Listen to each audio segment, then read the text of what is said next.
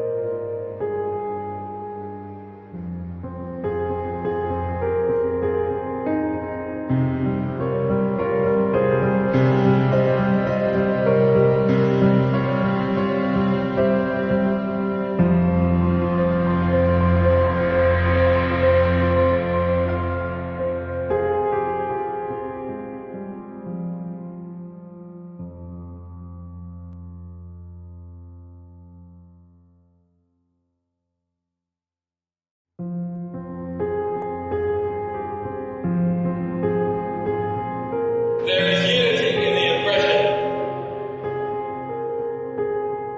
There must be absolute unity and determination in the response.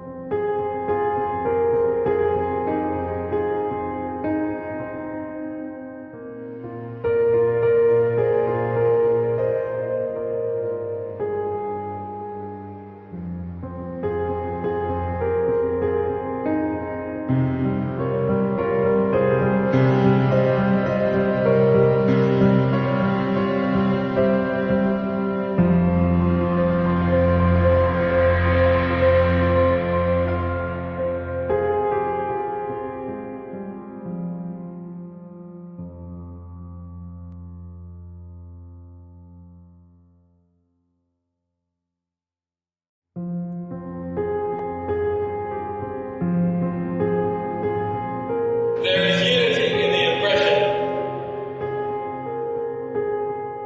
There must be absolute unity and determination in the response.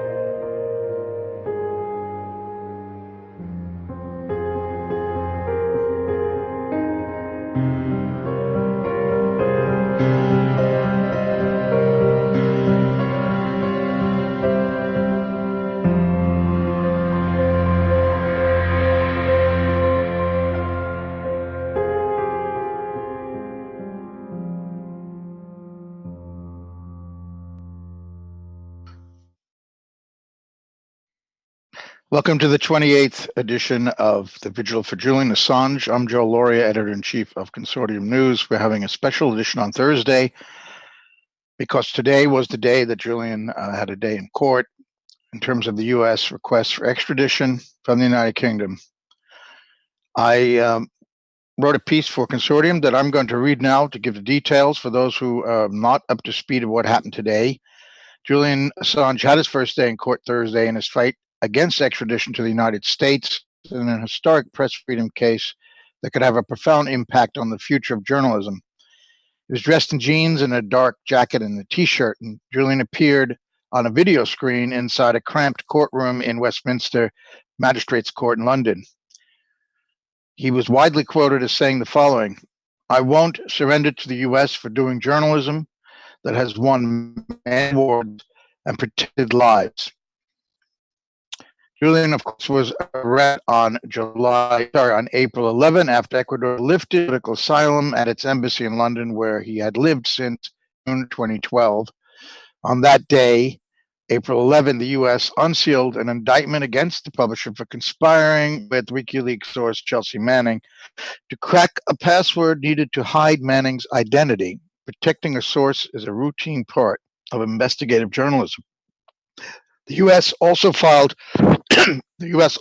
a request that same day to the British government to extradite Assange to face the charges, which carry a maximum sentence of 5 years in prison. It was on Thursday that Julian first appeared in this extradition case before Judge Michael Snow. Michael Snow is the same judge that recommended a sentence of 12 months for skipping bail and called Julian a narcissist. A large group of Assange supporters gathered outside the courthouse as well as inside Court 3, where many sat on the floor for the 10-minute hearing. That's according to a report from the Daily Express in London. We're going to be joined later by Patrick Hensington of 21st Century Wire, who was at the courtroom. Now, many reporters and supporters were unable to get into the hearing room because it was moved to a smaller space. It was supposed to be in courtroom 1, and for some inexplicable reason, and maybe Patrick later can give us some insight, it was moved from courtroom 1 to a smaller courtroom 3, despite the jam of supporters and reporters who tried to get in.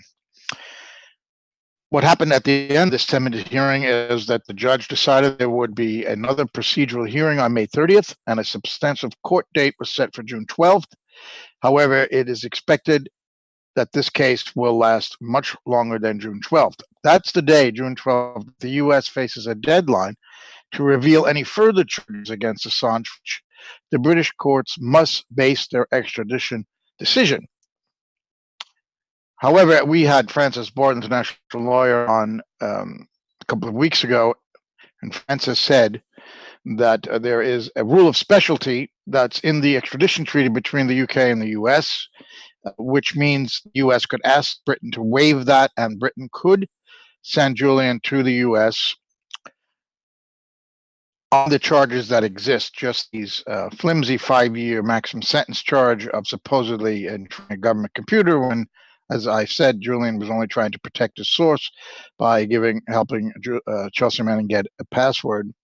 If the rule of specialty is waived, he could be extradited on the 5-year charge, and then new charges could be laid on him once he gets to the United States, to Alexandria, Virginia, where, by the way, Chelsea is still imprisoned because she refuses to testify in a secret grand jury in which her counsel would not be present to provide more information to be used, most likely in this, what we expect to be a superseding indictment against Assange. Chelsea remains in jail, refusing to testify. And what the U.S. is weighing is charging Assange under the 1917 Espionage Act for unauthorized possession and dissemination of classified material. It would be the first time the act would be used to prosecute a journalist for receiving and publishing secret information. Edward Snowden sent this message to a pro-Assange rally in Berlin on Wednesday, quote, "It is not just a man who stands in jeopardy, but the future of the free press." Julian has already now begun serving an 11-month sentence for skipping bail that was imposed on him on Tuesday in regard to a Swedish investigation of sexual abuse allegations that was already dropped last year. WikiLeaks tweeted about that sentence. Julian Assange's sentence is as shocking as it is vindictive. We have grave concerns as to whether he will receive a fair extradition hearing in the UK. After today's extradition hearing concluded, Jennifer Robinson, Julian's lawyer in London, spoke to the press. She said the following: "Today was the first procedural hearing for the extradition proceedings, a process that started back in 2010 when the Obama administration opened the criminal investigation into WikiLeaks and Julian Assange. That investigation has been pursued aggressively by the Trump administration ever since. Despite what you heard from the prosecutor in the courtroom today, this case is not about hacking. This case is about a journalist and a publisher who had conversations with a source about accessing material. I might add, who had legal access to that material, as Chelsea Manning had top secret clearance. It's about a journalist who encouraged that source to provide material and who spoke to that source about how to protect their identity. This is protected activity that journalists engage in all the time. Any prosecution and extradition of Mr. Assange for having done so, or alleged to have done so, will place a massive chill on investigative journalism the world over. On World Press Freedom Day, it's important that we consider the free speech ramifications of this case and what it means for journalists and media organizations everywhere. May 3rd is World Press Freedom Day. How ironic. Robinson concluded, "We also need to remember that Chelsea Manning, the alleged source of WikiLeaks material, is in prison in the US despite having her sentence commuted, being held in contempt of court for refusing to give further testimony about WikiLeaks, and is going to be held indefinitely until she gives that evidence in the context where the US is seeking to effect and potentially add to its extradition request. No democratic nation ought to behave this way." Kristen Frapson, the editor-in-chief of WikiLeaks, then followed Jennifer Robinson to the microphone outside the magistrate's court and said the following: "I can point out this is about the right to publish truthful information. It's about journalistic freedom. There is no doubt in anybody's mind that this is the case." Let me just point out that in today's newspapers in the UK, there is a discussion about the leak and about the firing of a cabinet minister for leaking information. There's discussion of whether he had done it, whether it was right of him to do it, etc., etc. I did not see in today's newspaper any discussion about the fundamental right of the newspaper to publish the information. That is unquestionable. Nor any discussion about the editor of the Telegraph, or that the editor of the Telegraph should join Mr. Assange in Belmarsh prison. Of course not. It's absurd. We are worried about Julian Assange. We're hearing that the situation in Belmarsh prison, in Her Majesty's prison, is appalling because of the austerity and cutbacks.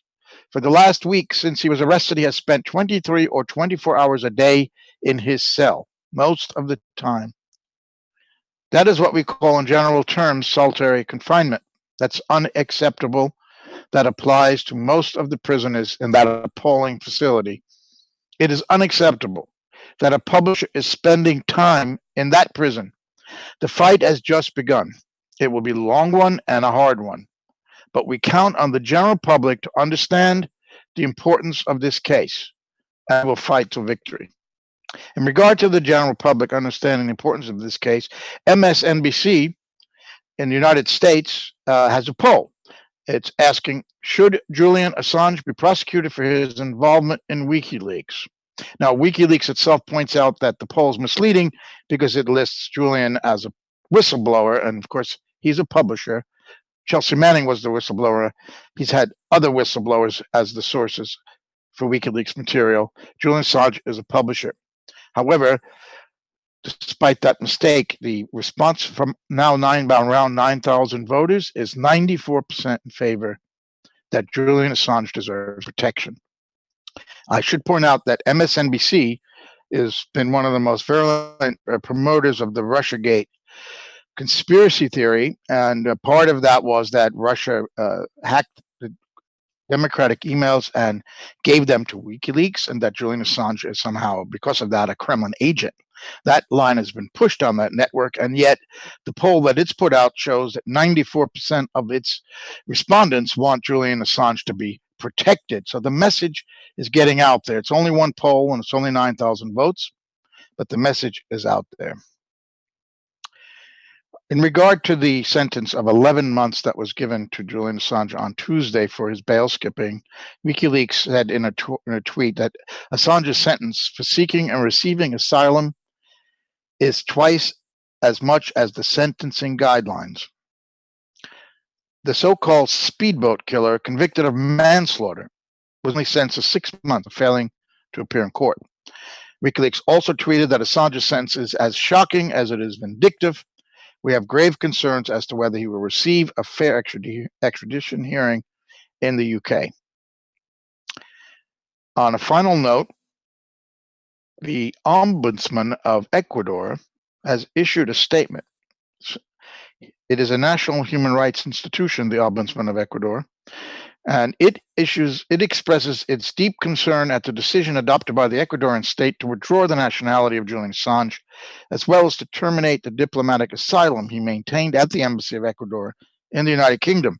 With this decision, in the opinion of the Ombudsman's office, the rights to nationality, Article 6, asylum, Article 41, the principle of non-refoulement, Article 66.14, and guarantees of due process have been limited, Article 77, provided for in the Constitution of the Republic, the Human Mobility Law, and in international human rights instruments. Although, according to the Minister of Foreign Affairs and Human Mobility, this decision would have been based on the principles of state sovereignty, it is important to point out that sovereignty is not absolute when human rights are put at risk, because precisely these limit its scope. It is necessary to remember that the Ecuadorian state granted a naturalization letter to Julian Assange, which can only be annulled by observing provisions of Article 81 of the Organic Law of Human Mobility of Ecuador, which provides that, quote, without prejudice to the corresponding criminal sanction prior to legal action, the Human Mobility Authority will declare void the naturalization of a person when it has been granted on the basis of concealment of relevant facts, false documents, or the commission of fraud to the law and granting procedure. This decision must be motivated for its declaration. Due process must be followed and be notified to the corresponding authorities. In the present case, it has been clearly determined this procedure was complied with and within the effect process was guaranteed. In this regard, the Inter-American Commission on Human Rights has determined that any procedure that may have an impact on the rights to nationality or legal personality must observe the guarantees of due process, which of course Assange did not receive, as his Ecuadorian citizenship was suspended the very day of his arrest, April 11. The Inter-American Commission on Human Rights says that prior to notification of the existence of the process, this is what due process entails. Prior notification of the existence of the process, as far as we know, that never happened. A hearing to determine the rights at stake, we know for sure that did not happen. The right to be assisted legally, that again did not happen, since there was no prior notification. To exercise a defense and to have a reasonable time to prepare and formalize the allegations and evacuate the corresponding evidence, that didn't happen. The right to the actions and decisions of the process are written. I don't know if it was a written order that was given to Assange in the embassy that his citizenship was being suspended. Then there needs to be a reasonable time for the procedure. There needs to be the right to effective judicial review of the administrative decision to suspend citizenship, and the decision and they must advertise the actions of the administration. So that needs to be made public. This is the Ombudsman again saying, if the Ecuadorian state fails to comply with these guarantees, Julian Assange has been handed over to the police authorities in the United Kingdom, which he has, a de facto extradition would have been committed, which contradicts Article 79 of the Ecuadorian Constitution, which prohibits the extradition of the Ecuadorian people. That's a very interesting concept here. Of course, Julian was living on the legal sovereign territory of Ecuador, inside that embassy. That is not British territory. Hence, the British police could not enter without permission given by the Ecuadorian government. So he was living in Ecuador. Even though the building resides in London, the actual territory is Ecuadorian territory. It's as if he's in the country. And by allowing the police to come in and to remove him, the ombudsman is saying that is in effect a de facto extradition from Ecuador to the UK, which violates Article 79 of the Ecuadorian Constitution, which prohibits the extradition of Ecuadorian people.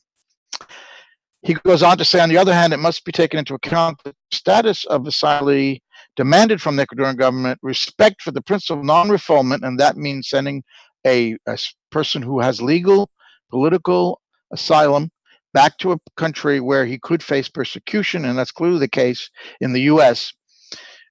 The Ecuadorian government must respect this principle in the face of obvious risks to life, liberty, or integrity, which have justified the prolonged stay in the embassy of Ecuador in the city of London, and the Ecuadorian state has not proven that those threats have ceased. That's the reason he was given asylum. The Ecuadorian government made a decision, the previous Ecuadorian government, of course, that he was facing risk to life, liberty, or integrity. Therefore, they gave him the asylum. The ombudsman is saying here that those conditions, of course, have not ceased. We see them in action now. As Jennifer Robinson pointed out, what they'd been saying all along since 2010, that there was a grand jury, that he would be indicted, and that they would seek his extradition. That has all come to pass. Everything that WikiLeaks and his lawyers and Julian would laughed at has all been proven true.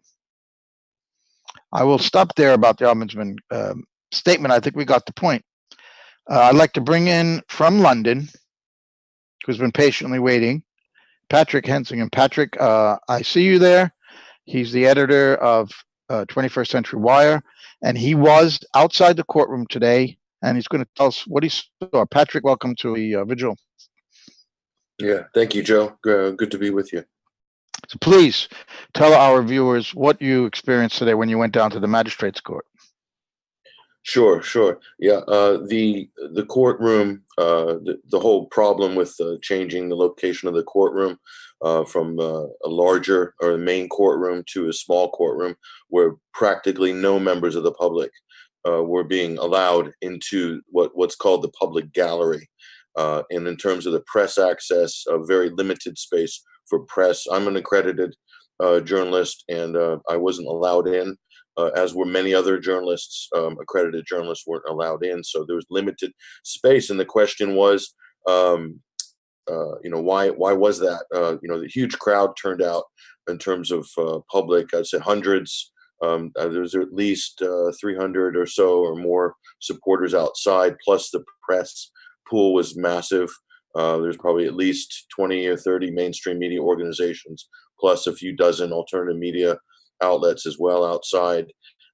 And so why was it restricted so much? And the excuse given by the administrators at the Westminster Magistrate Court was that the smaller courtroom had a video link.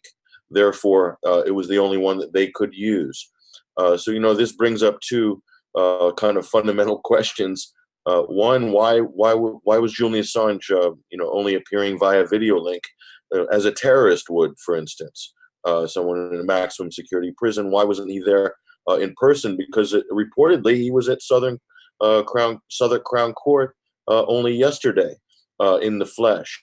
So one has to kind of guess maybe this was to.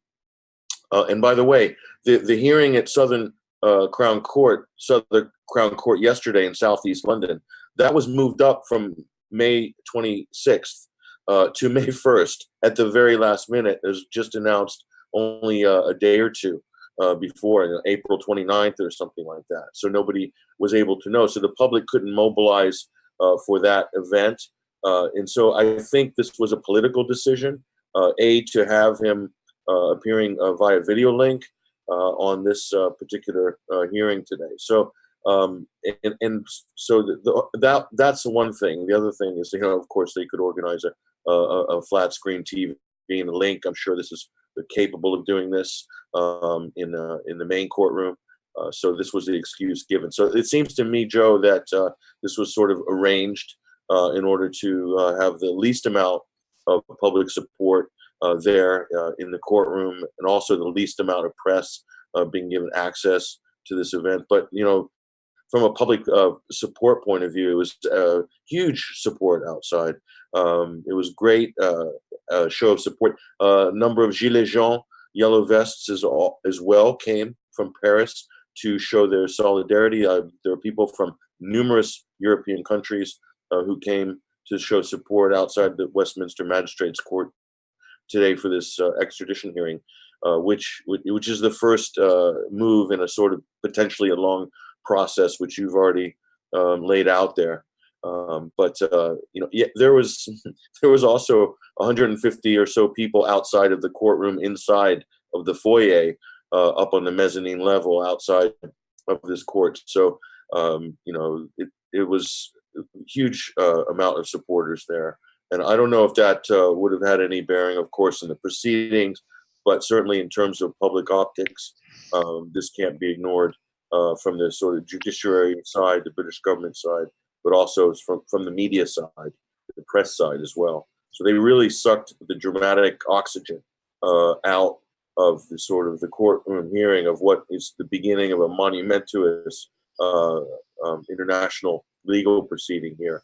I mean, this is historic, this legal proceeding, even though this was just the first salvo, the first move in a long process. But to deny that from the press at large, and to deny that from the huge public. I mean, this isn't just any case. This isn't just any. This has huge public interest ramifications in terms of freedom of the press, which is a fundamental pillar or building block of British society, European society, post-Enlightenment, democratic civilization. In fact, that's not an over-dramatization.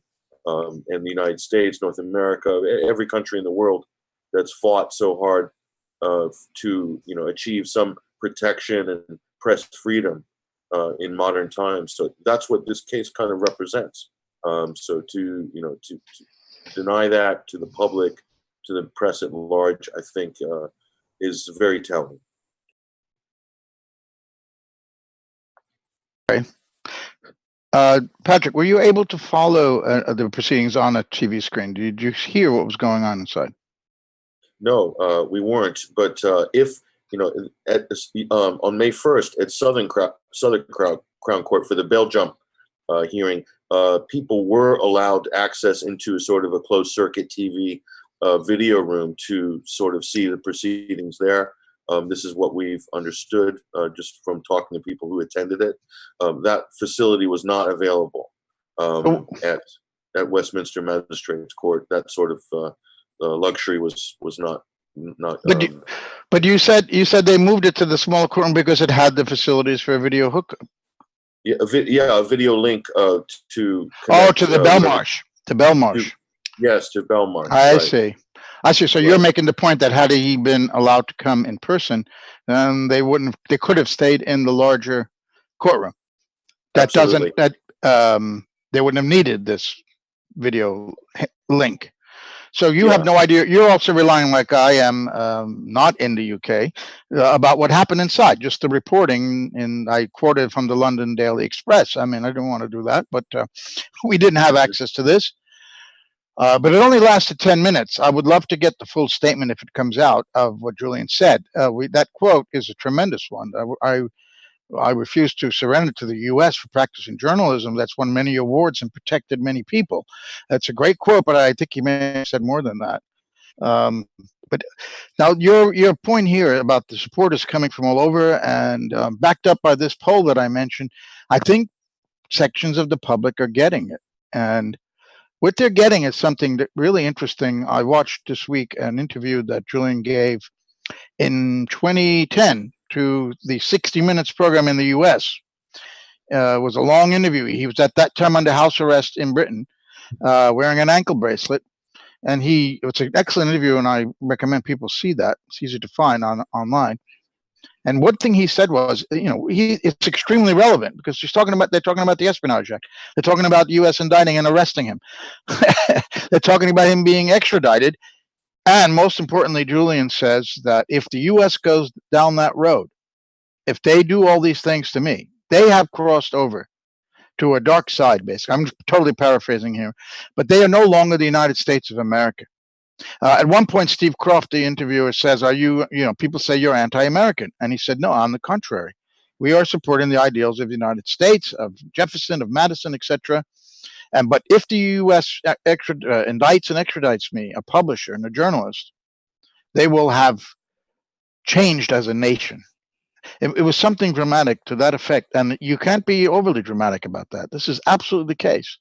As I've said, this is a defining moment in the history of press freedom. It will be studied for decades after this, whatever happens, because they are taking a quantum leap over this red line that criminalizes journalism, that the Obama administration, for all its faults in arresting and prosecuting more whistleblowers than all U.S. administrations previously, they did not indict Julian Assange because they knew what this meant. When the Trump administration, and we see what they're openly doing in Venezuela, for example, that they also announced this week that the troops are staying in Syria indefinitely, even though Trump has twice announced they would leave. All the typical and interventionist and imperial policies that are being continued, that all administrations continue. This one is no less aggressive than any of the others, but they've added to that this attack on the press in the person of Julian Assange. Talk a little bit about that, Patrick, about what this means to you as a journalist.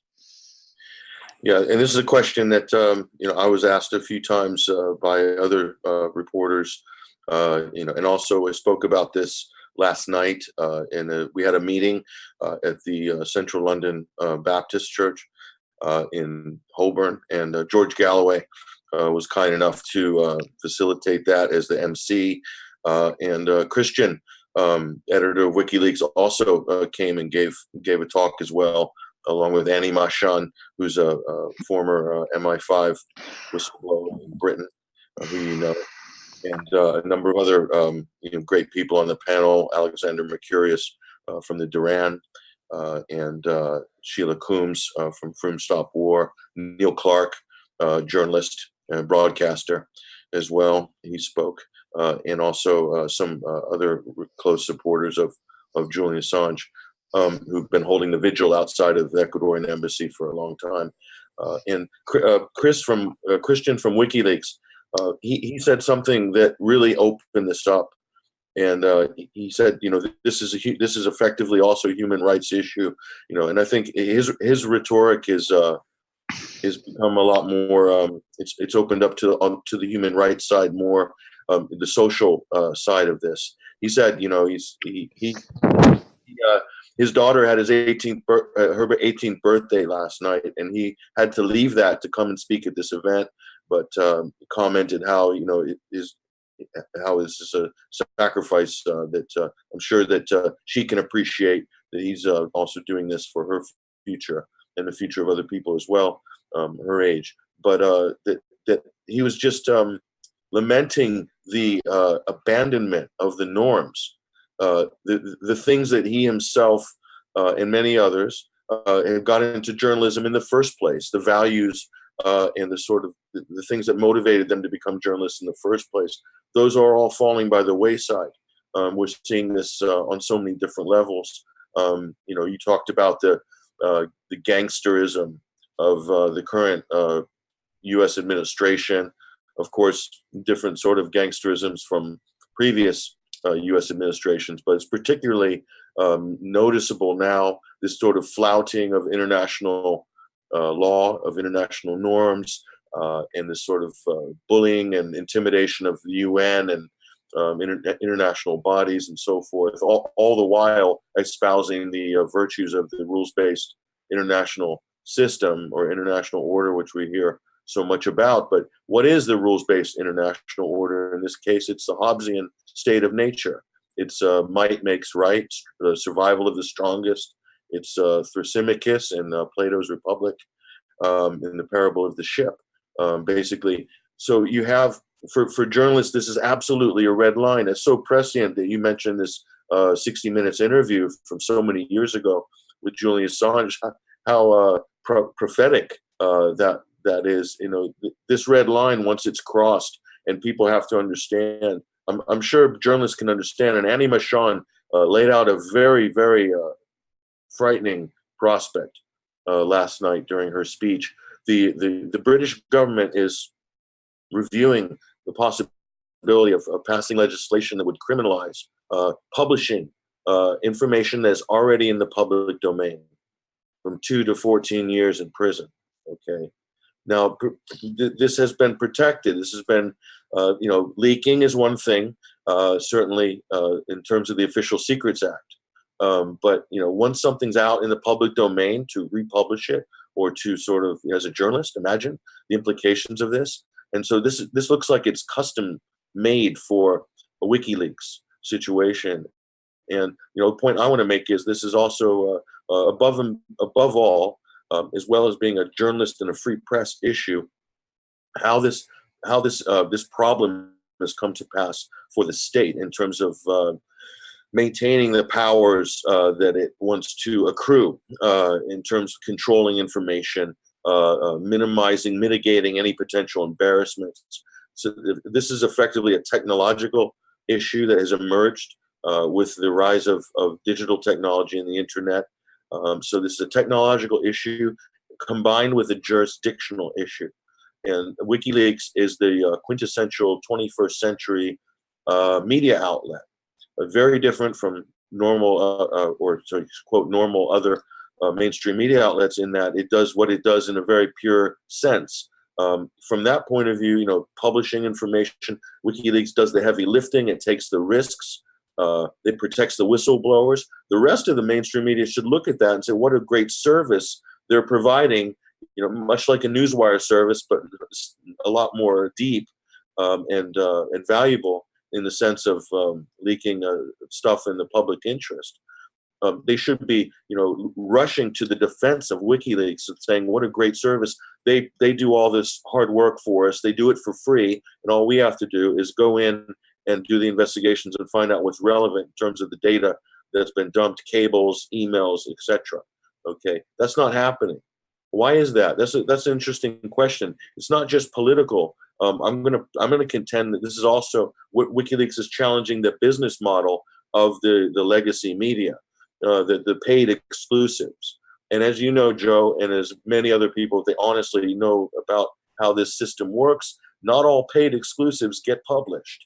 Look at the Murdoch press. This is used to bury stories as well. This is the business model, the sordid business model of mainstream media as well, the legacy media.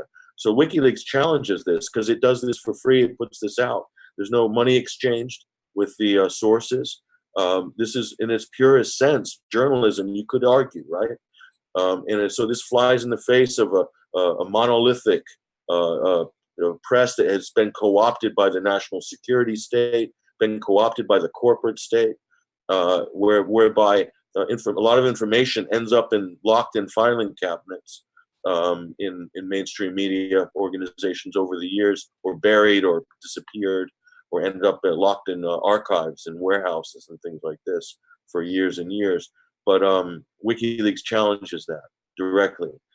But just on the direct threat question, I'll just say this, Joe, that Julian Assange didn't set out to be this person, and certainly Chelsea Manning, knew the risks of what she was going to do. But both Julian and Chelsea Manning are holding a very, very important line for so many people, not just journalists and media outlets, but citizen journalists, of which there are thousands and thousands more coming online every month. People who use Twitter are doing forensic document examinations and presenting things as individual citizens. And this affects them too. So there are people who are doing journalistic work who don't maybe classify themselves as journalists, maybe as enthusiasts or activists.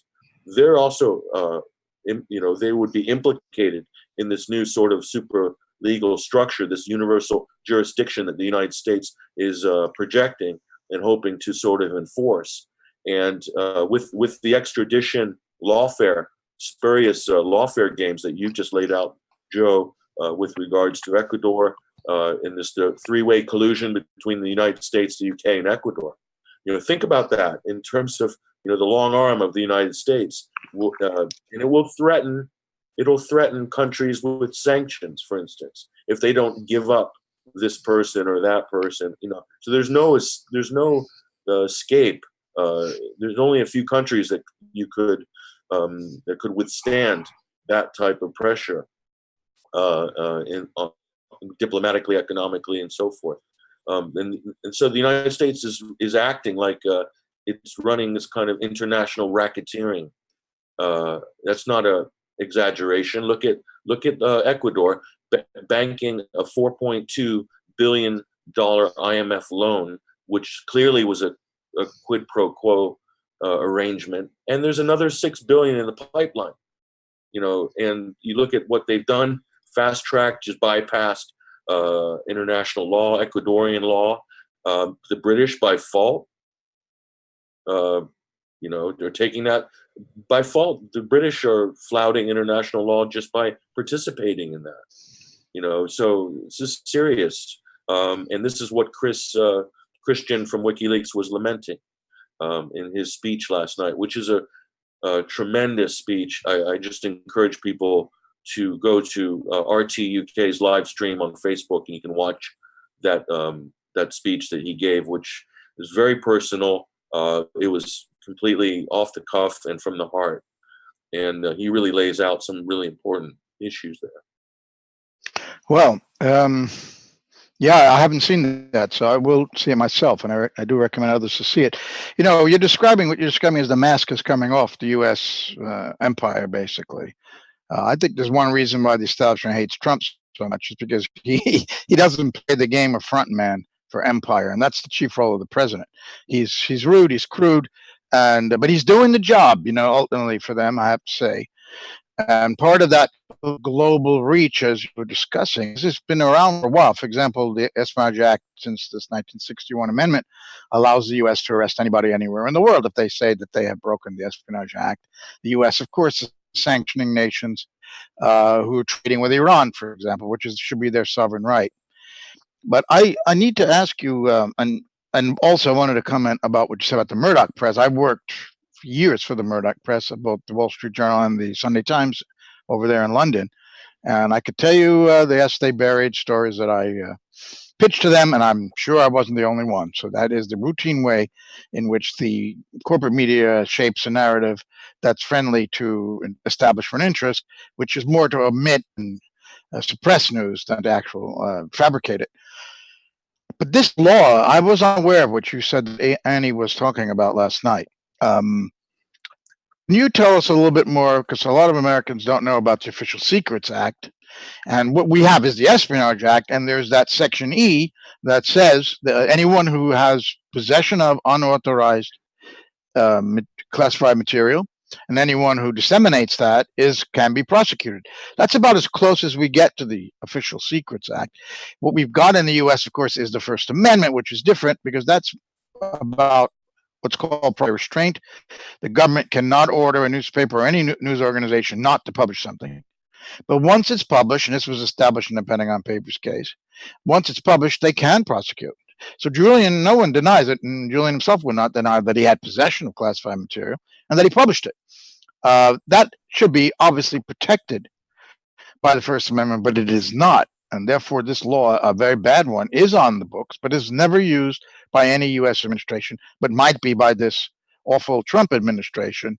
So that is the closest we have to an Official Secrets Act. Can you lay out for the listeners what the Official Secret Act actually does and how it impacts the press in Britain, and again, what this new law would entail? I mean, the idea that something that's already in the public domain, this is extraordinary. Sure.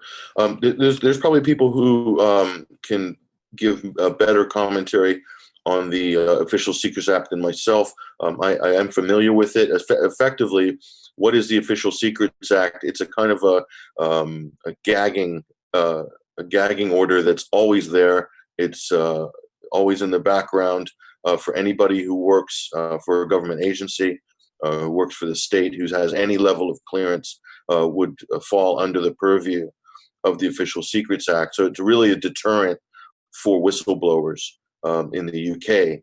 So, anything they talk about, if it's deemed to compromise national security, but maybe not even just national security anymore, Joe, because that word has been stretched out. It's so elastic now. The other term that has come into play with the press with regards to D-notices, which you may or may not be familiar with, but I'm sure you are. The D-notices, if they come into collision with the national interest, not just national security, but the national interest. So a D-notice is effectively a kind of a voluntary censorship regime which exists between the government and the mainstream media, whereby if a story sort of appears, certainly the Alan Rusbridger at The Guardian was one of the sort of last cases where it sort of went against that with regards to the Snowden story, but also the WikiLeaks stories before. So they would then have this kind of line of communication with the state agencies to say whether this is potentially a threat to, I mean, that's real press control of the state. That's what exists in Britain. And it's a voluntary regime, but everybody kind of plays ball with that. Certainly the big media outlets. So nothing really, they're very careful what they report and if it falls foul of the D-notice. So anything could go under the D-notice. Certainly the Skripal poisoning event in 2018. There was a D-notice issued immediately on a gentleman named Pablo Miller, an intelligence operative, who was also the handler, as it were, of Sergei Skripal. And so that went out and was disseminated through mainstream media outlets. So no talk about Pablo Miller. So you'll never hear about this person in their sort of work with Orbis Intelligence, for instance, that was also involved with generating the Steele dossier, staffed with ex-heads of MI5, including Richard Dearlove and many other former agents, as it were. So the Official Secrets Act, if they expand this and review this, which according to Annie's analysis last night, which is also available on RT UK's Facebook page on that live stream, Annie laid out this, they're reviewing the Official Secrets Act, wanting to expand the remit of it to, and also the prohibition of the publication or possession, as it were, of classified material. But that's, could it go from classified to threatening of national security? I mean, it seems to me like we're moving into a time where a lot of these boundaries are totally fungible now, because of political reasons or political pressure that's put to bear, or a cartel of countries like NATO member states, for instance, operating under a sort of a Five Eyes framework already, that they would say, well, yeah, it's not just classified material, it's just something that could threaten national security or the national security of NATO members collectively. Theresa May has already put out dictates with regards to total coordination in terms of public statements made for any sensitive national security issue. This is called the Rapid Reaction or Rapid Response Mechanism. And this was announced at, I believe it was the G7 meeting last June, that every G7 member has to be on the same page with anything with regards to Russia or any serious national security incident in terms of their response publicly. All the governments will be exactly on the same page. And I think if you look at statements by Emmanuel Macron, by the US leadership, by Britain, by other NATO member states, that's pretty much in effect, especially over the last sort of year or so. So this total coordination, it's not only a US issue, it's not just a British issue, but it's also kind of reflected in the kind of the NATO framework as well. So again, that's going to make this universal jurisdiction that the United States looks like it's kind of leading that sort of operation in terms of enforcing and punishing individuals or organizations, or countries internationally. This seems to be a cartel. That's the best way I can maybe describe it. Yes. Now, you say that already published documents, as I think you pointed out in your first remarks, that means anything WikiLeaks has already published. And let me make sure if I get this right. This new law would make it illegal to write about what's already in the public domain, which is already on the internet, which is still on servers that the authorities cannot shut down. So they want to shut it down in a different way by saying that we cannot write about what WikiLeaks has already reported. We're running in Consortium News a series of articles. We're digging into the materials that are out there to put out to the public what WikiLeaks has done, the work that they've done, what they've accomplished, to shift the focus from Julian's personality, which of course the mainstream media is trying to do to smear him. That would be illegal then under this new law. Then to write about what WikiLeaks has already published. Is that what you're actually saying? Was that what Annie was saying? Technically, it could. It depends if it's retroactive or not, Joe. If they do expand the regulations, and would it be everything from the present moment into the future, or would this be retroactive? Now, that's also a fair question to ask. Is it going to be? Would they be so brazen as to make it a retroactive? Everything's on the table based on what we've all seen unfold in the last few months and years. So nothing would surprise me. How outrageous! I mean, if Trump's art of the deal is the sort of the negotiation method of choice, it would be going for the whole hog, including retroactive, and then wanting to let the courts and civil liberties groups fight back to make it more fair or less authoritarian in that sense. But think about this, okay? This is the important big picture of this, is that think about Chelsea Manning, what Chelsea Manning leaked in 2009, and think about the trial that Chelsea Manning's already been through. At no point during that trial was the government, and they had plenty of opportunities to prove that Chelsea Manning's leaks or what WikiLeaks published compromised the sources and methods, or put let's say CIA agents in danger, or American troops in danger in Afghanistan or Iraq. They could have made some case, but they didn't. They totally didn't even present anything in that. So that's the whole. That should be the impetus and the argument from the state side is, and that's the whole point of it. There's compromising sources and methods, putting agents in the field in danger, potentially putting lives at risk of U.S. troops, and they couldn't make that argument. Instead, what they made was just an attack on journalists for saying that this is dangerous and potentially this could maybe compromise sources and methods, and this could end up costing U.S. troops lives. But they didn't make any empirical case for this, and so it's basically like an ad hominem attack against journalists, and making that the argument.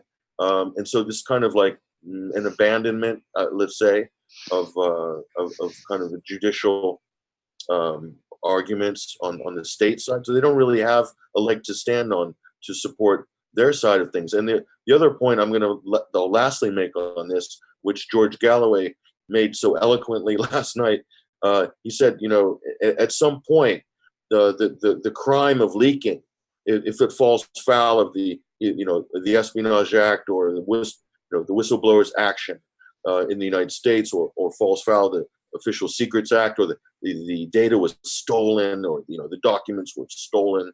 At some point, what is revealed in the leak trumps by orders of magnitude the crime committed in actually leaking it. And certainly with WikiLeaks, we're talking about war crimes that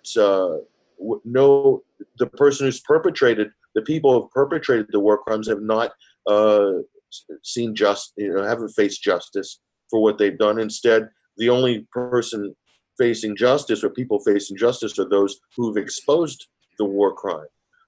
So in terms of the scales of justice here, looking at this situation, it's very out of balance, and I think that's an important point.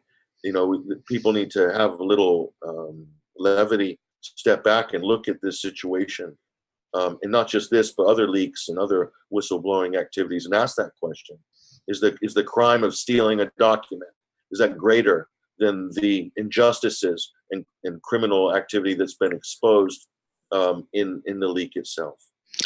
Indeed, she was obligated, Chelsea was, as all service members are, by the Nuremberg codes to reveal crimes that are being committed. That's an obligation. And number two, that Obama administration executive order, which said no material can be classified if it's embarrassing or revealed or covers up corruption or criminality. So that was, in a sense, should not have been classified. A lot of the stuff that WikiLeaks has published over the years from the U.S. after this executive order should not have been classified. But again, there was an obligation on her part to reveal this crime. And as you say, they didn't make that argument. That's an excellent point, Patrick. And in fact, she was never convicted of aiding the enemy. That was one thing. That count, because they couldn't prove it. And as you're saying, they didn't even try to make the case that she was aiding the enemy. What's interesting about her trial that I just found out is that they did allow her to make a statement about her motives in trying to let the public know that these crimes were committed. That normally will not happen in a civil trial. That was a court-martial where there's no jury, but there is a jury in a civil trial, and they don't want to hear the jury to hear what the motives are. Like Ellsberg has pointed out, he was not allowed to explain on the stand why he did what he did, why he leaked the Pentagon Papers, why he thought the war in Vietnam it was immoral and needed to be stopped, and that the government was lying about the fact that they were losing the war. He couldn't say that because the jury could turn around and say, well, yeah, he broke the law, but we're going to exonerate him anyway, and that's what's called jury nullification. So she was able to say that in that trial and give the reasons why she put that information out. To go back for a moment to the D notices, I recall working on a long investigation for the Sunday Times of London with their Irish correspondent about an FBI MI5 double agent who had infiltrated this group, the Real IRA, inside the U.S. His name was David Rupert. And we discovered that, and I helped to uncover that his background and that he was a double agent. And the MI5 begged the Sunday Times, and every newspaper that I understand, every British newspaper has one reporter that's sort of the designated liaison with the intelligence agencies. So they were begging the Sunday Times not to publish this, to blow this guy's cover. And it was ignored. We did publish the article. So I don't know if they could prosecute you for ignoring a D notice, correct? It's just they don't prosecute you. Yeah, it's a fine line, a gray area, a sort of unwritten code, as it were. It's officially or unofficially a voluntary censorship kind of cooperation arrangement between the mainstream press and the government. So yeah, I don't think by the letter they could prosecute, but they could do. Who knows?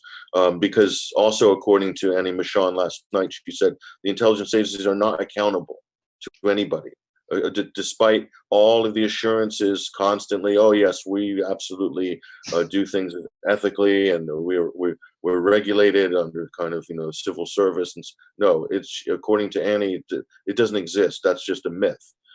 So if you think about that in a kind of U.S. context, and the comments made by Senator Chuck Schumer not so long ago, that if you cross the intelligence agencies the wrong way, they have 6 ways till Sunday to get even with you.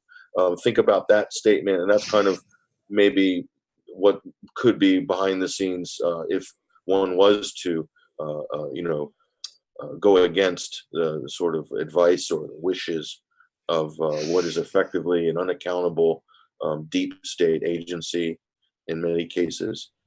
So, one would hope, though, that there's white hats within the intelligence agencies that might see things from a more constitutional perspective, and certainly in Britain the same way.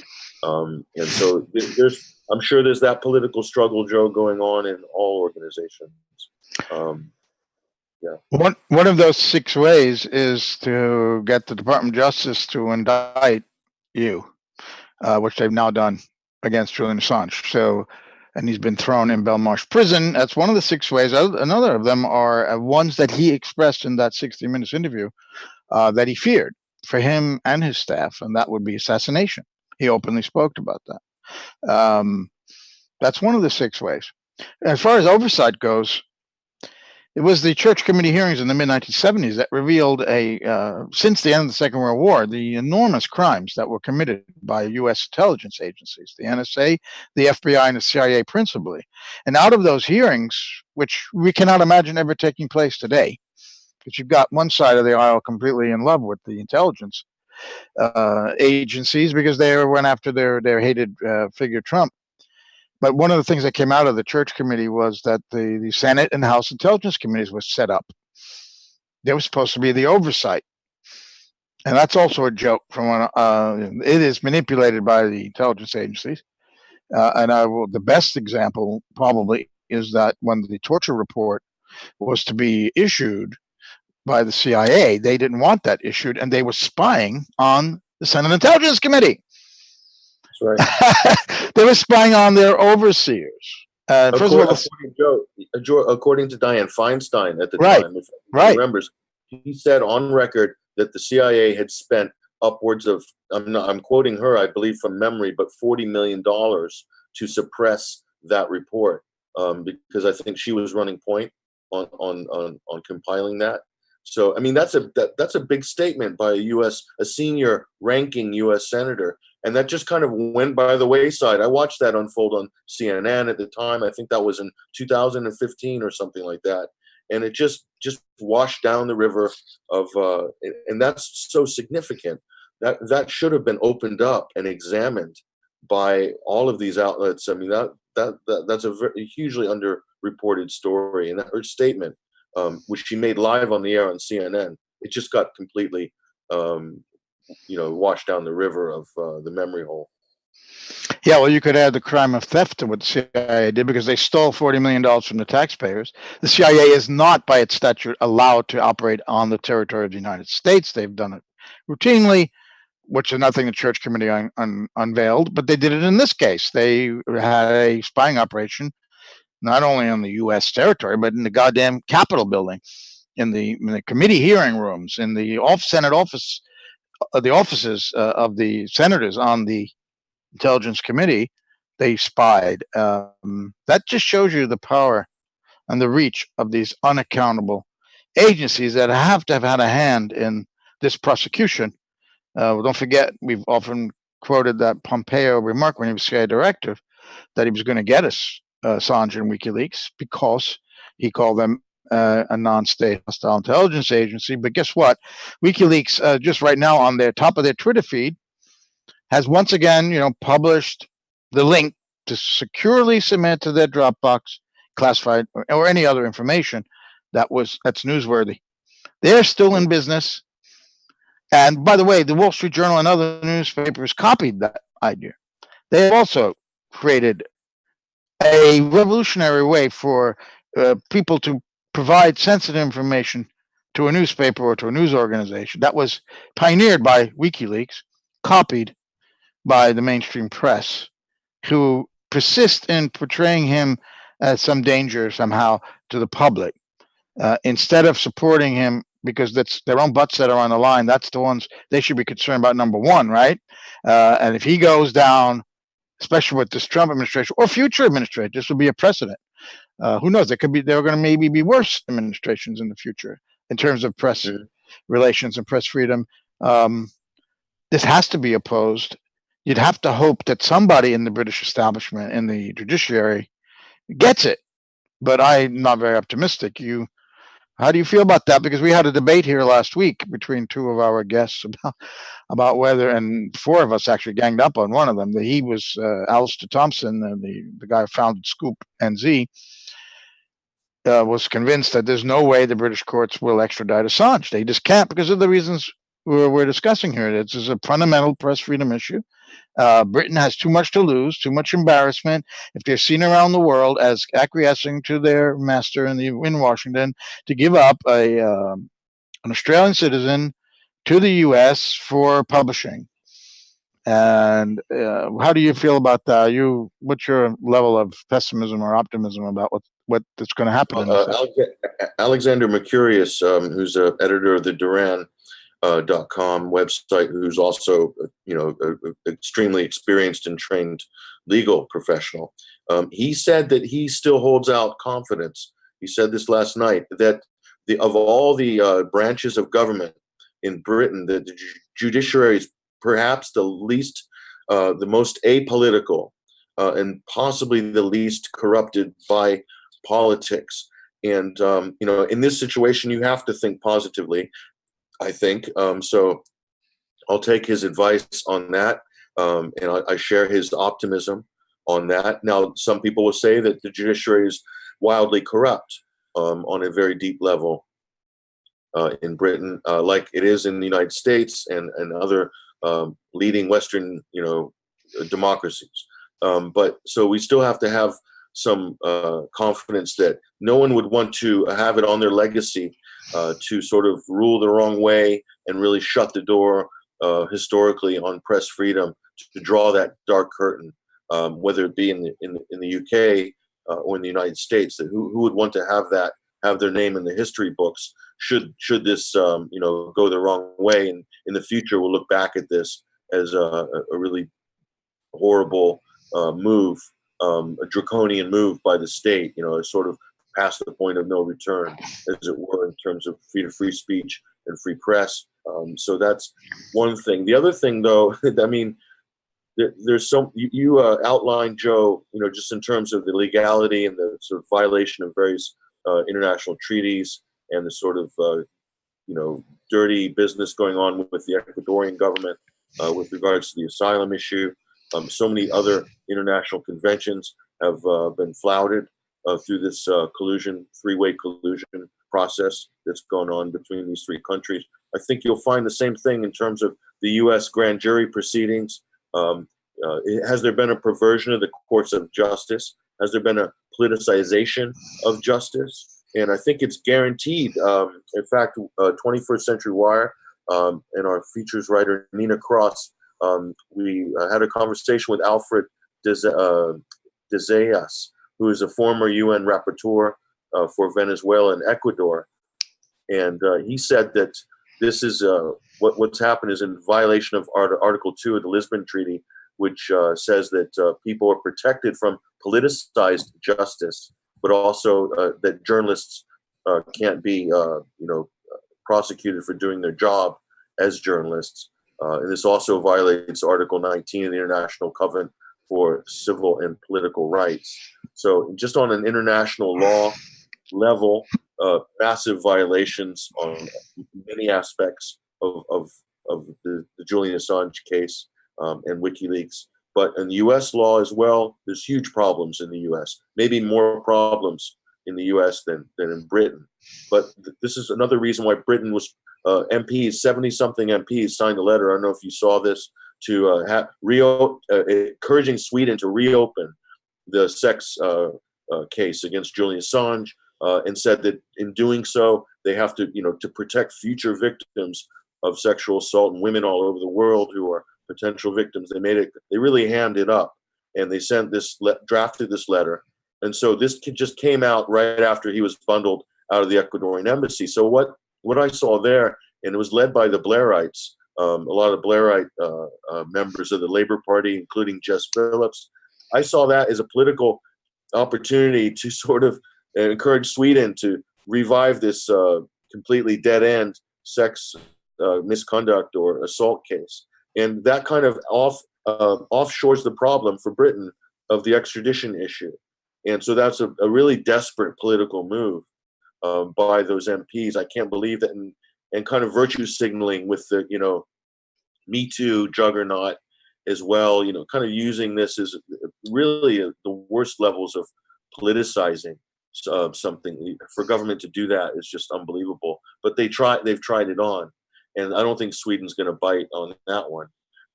But so they just want Sweden to, shoulder the burden of being blamed for passing off Assange to the United States, rather than Britain, who's meant to be a paragon of democratic values, international values, and press freedoms, and all sorts of free speech.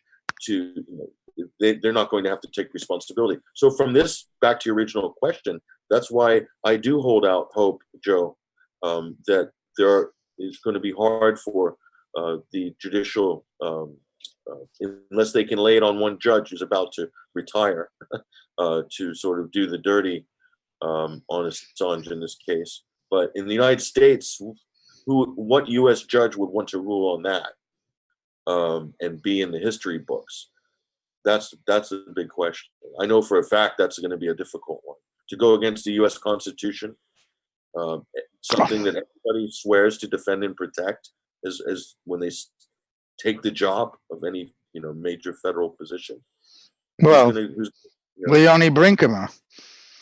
Yeah, that's the judge who will do it in courtroom 700 in Alexandria, because she wants greenie points with the government. I mean, she wants to defend the national security state. That's her role. And she could argue, and they will, that it's on the books. Section E of the Espionage Act. He had unauthorized possession and the unauthorized dissemination of classified material. But you know what? Anybody who tweets a WikiLeaks document has done the same. Are they going to come after all of us? So Joe, is that a bridge too far though to go after? I know that she's prosecuted all of the whistleblowers from John Kiriakau and Thomas Drake, etc. But is this a bridge too far to go for a publisher or journalist? For her, that's a question. Is that even too far for her? Is that a whole new level? That's what I would be asking. Yeah, that's the big question, isn't it? Drake, by the way, was in Baltimore in a different court. But that 70 MPs, I want to remark on that, because I think that was such a shameless and spineless act by those 70 MPs. As you say, they first of all want to ship this problem over to Sweden so they can wash their hands of it and say, we didn't do anything about abridging press freedom by having Assange extradited to the U.S. It was Sweden that extradited him. Well, what they're doing is ignoring the end result of this. It's not about the sexual allegations that were dropped. It's always been about, as Jen Robinson pointed out today outside the courthouse, it's always been about his publishing activities. And this is all a pretext to get him to the U.S. So the MPs know this. They cannot say, oh, well, we were concerned about his what he did in terms of those sexual offenses, but yeah, there's also this indictment now in the U.S. I mean, come on, they know for sure that if he goes to Sweden, Sweden will extradite him to the U.S. That's the reason, by the way, Assange went in the embassy, because Sweden would never give assurances that they would not extradite him to the U.S. This is why this is what the issue's been all along. I hope you're right that Sweden will not induce that one complainant to revive the case, and that this doesn't become an issue. But I think that the judges would much prefer to pass this hot potato over to Sweden. I think you're right about that. Now, to go back to what Alexander McCurry said last night, that he thinks the judiciary is the least corrupt. He didn't say they're not corrupt. They're the least corrupt. And that's really what a resounding endorsement of the judicial branch, that they are the least corrupt. So that means they are corrupt. Now, maybe he's right about that, and he is a lawyer, and he's British, so he knows a hell of a lot more about that than I do. But they have to understand that they are running up against this press freedom issue. I'm talking about the judges in the extradition case. And do they want to be seen, as you said, as the person as the judge who handed over Assange to the United States to maybe disappear somewhere in a prison forever?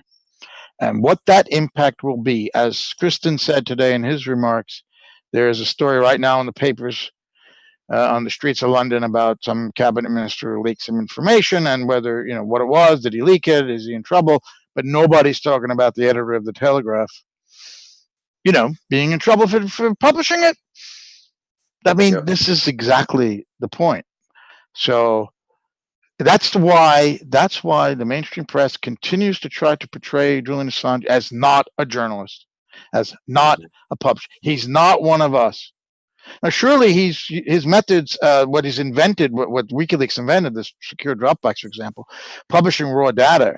Yeah, it's a different form, but there are different there are different media out there and different ways to practice journalism, and it's influenced the way journalism is practiced. As I pointed out, the Journal and other papers have this secure dropbacks, and plus newspapers have been publishing for years now the texts of documents online once they went to online format. So you get raw data a lot of times, and a lot of raw documents as well if the reader wants. So that's another thing that the internet has changed in journalism. But the idea that Assange hacked and is not a journalist is key to these weasels weaseling their way out of this. I'm talking about the judges in the UK, the authorities in the US, and the media, the established media, by saying he was a hacker. Like that New York Times editorial the day after his arrest was just abominable. It was appalling because it said, "We don't do that. We don't hack the information." Now, of course, the word hack, as Glenn Greenwald was the first to point out, hack does not exist. It does not appear in the indictment. It was in the press release from the Department of Justice. In the headline, that is no mistake. They know people don't read full articles. They don't read full press releases. They maybe read the first paragraph. They look at the headline. So they put the word hack in there. He's a hacker, not a journalist. He's a hacker. And in fact, as Jen Robbins pointed out, he was just trying to help a source that already had legal access to this material to hide her identity, which every investigative journalist must do. And Robert Perry, the founder of Consortium News, wrote in a piece in December 2010, when it became known that the Obama administration was investigating Assange, that he often encouraged his sources to break the law to prevent the committing of a larger law. It is a law, it is a violation when you've signed this non-disclosure agreements to give this material to the press. It does violate the Espionage Act, the letter of the Espionage Act. But if in breaking that small law, you are trying to prevent the larger war of continued war crimes in Iraq, or in Ellsberg's case, the continuation of this disastrous war in Southeast Asia, that was something that's what whistleblowers do. That's the risk that they take. They know they're breaking a law, but they're doing it because they want to stop a much larger crime that's being committed. And the publisher, innocent in this, should be anyway. You said about the Constitution, whether an American judge, but this has not been challenged, this section of the Espionage Act, on a First Amendment grounds. Is that a constitutional part of that law, that the government can arrest and prosecute a publisher or journalist for possessing and disseminating classified information without being authorized to do so? That has never been challenged because no one's ever been prosecuted under it. That he would be the first. And you would have to think that would be a constitutional challenge. But this awful Supreme Court that we've got now, was made even more awful by Trump. You can't have too much optimism that they would come down and say, yes, strike that out of the Espionage Act, because that is clearly unconstitutional. It's a law that, while it's a law that chills free speech, and it's Congress that enacted it, and that's the actual language of the First Amendment. Congress shall not enact any law abridging freedom of speech or the press, and that Section E does do that in effect, absolutely, even if it's not a prior restraint issue, and that has to be challenged. If it were challenged successfully, Assange is a free man if they have indicted him under that Section E, which is what everyone thinks is going to happen. Yeah, I mean, one would hope from a Supreme Court justice point of view that they would be able to look at that and say, is that activity, certainly in the case of Daniel Ellsberg and others, is that in the public interest? And so by enforcing Section 8, is that in the public interest, or is that in the government's interest? Is that in... Okay, there are two different things, and I think we're meant to believe that the national security state's interests are synonymous and equivalent with the public interest. But this is what a high court judge or a Supreme Court judge is appointed to make such determinations that are that fundamental, and it really comes down to a moral imperative, an ethical imperative. And that's the basis of the U.S. Constitution, one would hope, anyway. And this is why they're appointed for life, to make such important fundamental determinations about the nature of the U.S. Constitution, and so that to me is a legitimate up for grabs point. The public interest versus the government's interest or the national security state's interest. Because if it's going to save lives, in the case of Daniel Ellsberg, the Vietnam War, curtailing that war by a year potentially is going to save who knows how many tens of thousands of lives. In terms of Chelsea Manning, that leak could have saved by drawing down U.S. troops in Afghanistan and in Iraq would save U.S. Servicemen's lives and save Iraqi lives, many more Iraqi lives, of course. Not that factors into anybody's calculus who are making these decisions normally these days, but still. So that's the argument. Even if it's in a public interest and it can save lives, is this not worth exposing? Is this level of accountability not worth it? For society, it's that fundamental. And I think I would like to see high court judges looking at these issues in that with that lens. We would, Patrick. We would like. Can you still remain with us, or do you need to leave us? I've got about 5 minutes, so I can okay. hang on with you. So let's wrap up. What happened today in London in the magistrate's court is Assange appeared via video link from Belmarsh prison. He made a very strong statement that he refuses to surrender. He will not surrender to the United States for the act of journalism that won multiple awards and that protected lives. This is, I was thinking during that interview with 60 Minutes that I've referred to, Steve Croft says, who was being quite, respectful to Assange. He was saying that, the journalistic community of which he was a part, the mainstream, don't see you as a journalist. They see you more as an activist. And Assange's response was to the effect that we publish information that could help protect people. And if it does that, that gives a great feeling. That's why we're doing this. And I thought back to a guy called Lincoln Steffens. I don't know if you're familiar with him, Patrick, you probably are. Lincoln Steffens was a journalist in the late 19th century and early 20th century in New York. The autobiography of Lincoln Steffens was like required reading. I'm a bit older than you, but when I was studying journalism in the mid-late 70s, we all read that Lincoln Steffens because he was like the first muckraker. I think it was around his work that term developed. If I'm not, so that's a long tradition in American and other journalism to muckrake. What does that mean?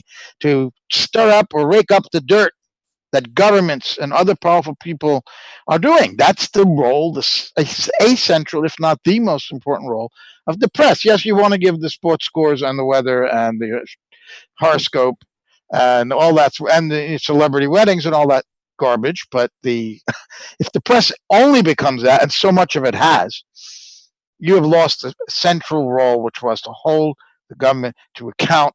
That's what we have to do in the press. It's called muckraking. And you do it in a kind of an activist way, but you're doing it with facts and you're challenging. You're actively challenging. It's not going out in the street and protesting. It's giving information to people who will go out in the street and protest. It was the media's finally opening their eyes about Vietnam that helped fuel the protests, although I think that the protests pushed the media to begin with. I think it was the public that pushed the media in that direction, because they do have to sell newspapers, by the way. So it's ultimately, this capitalist free market thing that sometimes gets powerful people to do things they'd rather not if they're not going to be able to sell their product. That's one great way the public can influence things, the way the press covers things. But Lincoln Steffens is a guy I would put Julian rather in the category of a Lincoln Steffens. The technology is vastly different. Steffens was in the early days of telephones and manual typewriters, and going out onto the streets and interviewing people face to face. Julian has created new technology to advance journalism, but he's a Lincoln Steffens type journalist. Yes. So if you want to call him an activist in that sense, so what? This is what we're all talking about here, and why this is such an important issue. And I want to thank you, Patrick. Just give you a moment to give some final ideas, remarks. So just to recap again, It was a 10-minute hearing. And then there's going to be another hearing on May 30th, the procedural one. There's a more substantive one on June 12th. That's the deadline for the U.S. to add any more charges, because the UK could only, under the treaty with the United States, extradition treaty, can only extradite someone to another country based on the charges at that time, and no new charges can be added. However, there is this rule of specialty that is in that treaty, and that the U.S. could ask Britain to waive it, and that means they could get him extradited on this 5-year maximum charge for intruding in a government computer, and then add stuff once he gets on U.S. soil. That's still a possibility. And so, but it's also was said in the court, according to media reports, that this will not end on June 12th, that it's going to take a long time, which is probably good news, because that puts to rest a fear that Francis Boyle put as a possibility, that today he could have been extradited, or tomorrow that the court could have said, you are extraditable, Home Secretary says you're gone, and that the lawyers for Assange would have to have asked for a temporary restraining order at the European Court of Human Rights in order to prevent that from happening. That doesn't seem like that's going to happen. So that's a little glimmer of good news. This is going to stretch out over months and maybe more than a year. And there's always a chance that there's a new government and a new Home Secretary, by the way. And that would be a big development too. So Patrick, if you want to wrap up, appreciate it. Sure. Yeah, I think just to add to what you've just said there, Joe, that's why I think the fast tracking of the bail hearing on May 1st is kind of significant, in the sense that that's the British government there putting their thumb holding down Julian Assange for pretty much 1 year.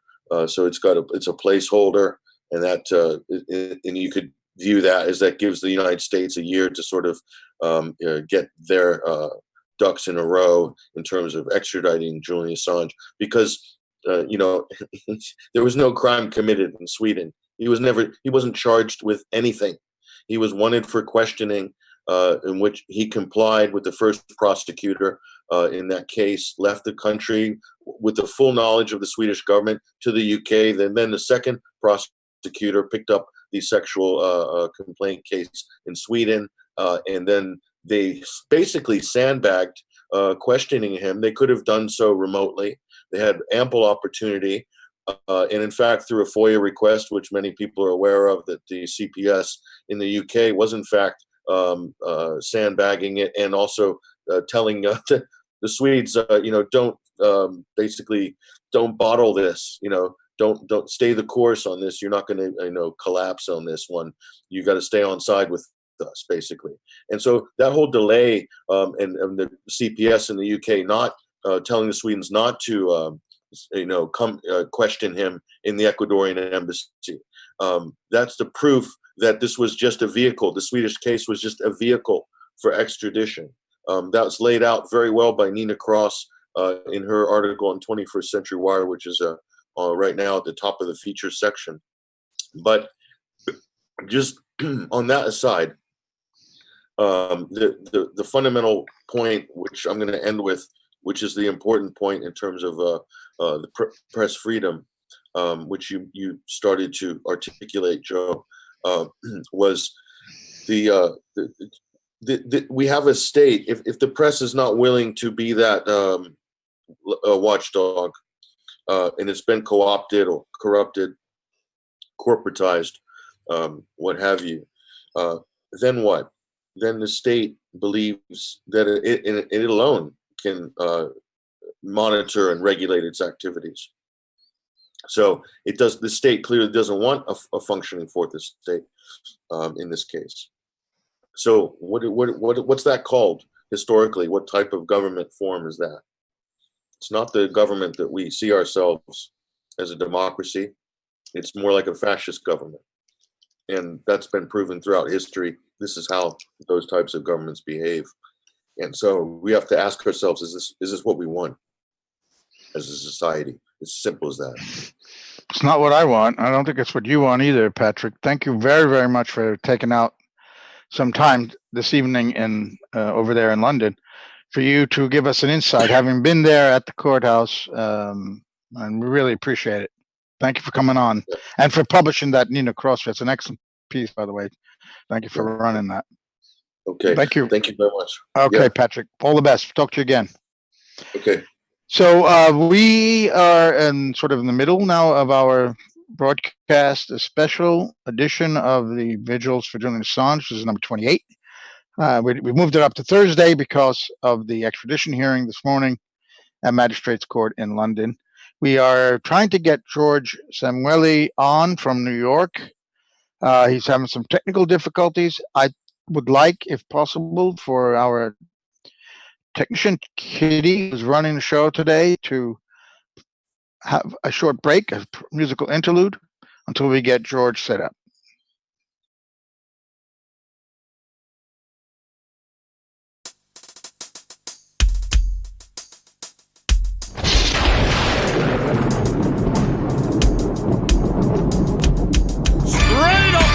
Block at Melbourne University sprang that little blonde-headed bugger Julian Assange, heaven sent to expose the horrible truths hiding behind the zeros and ones in the world, and by giving whistleblowers around the globe a Dropbox to expose the not so good, the very bad, and the most ugly. And boom! Boom went Julian. Boom! Boom went Julian. Boom!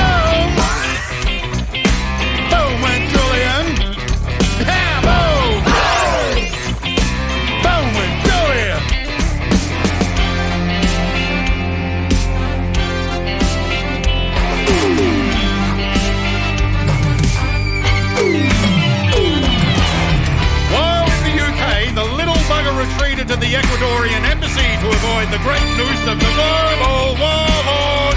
Egged on by hungry banksters and corrupted politicians, all were scrambling to stay hidden away by telling big fat lies through a well-controlled mainstream media. They couldn't keep Pandora's box closed because boom! Boom went Julian. Boom! Boom went Julian.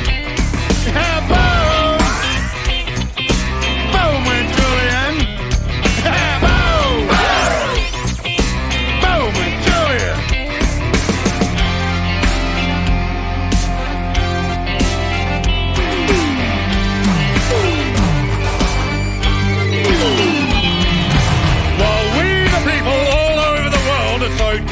Fed up with the same old crap, forced and bitterly unsweetened into our lives with war, poverty, human misery, all created by wannabe masters, brutes, the lot of them. And we're getting a much better idea who they really are. Oh yeah, when boom goes Julian, boom! When boom goes Julian, boom! When boom goes Julian, boom! When boom goes Julian.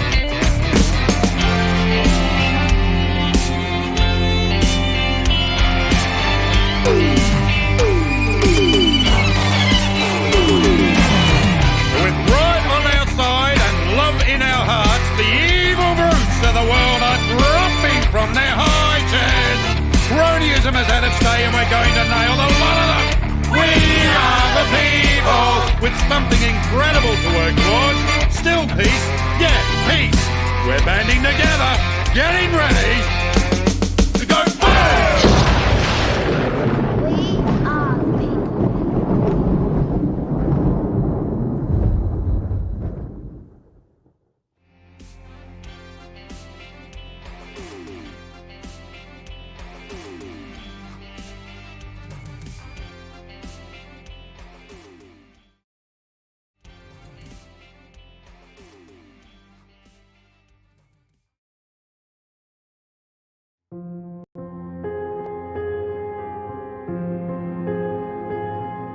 There is unity in the oppression.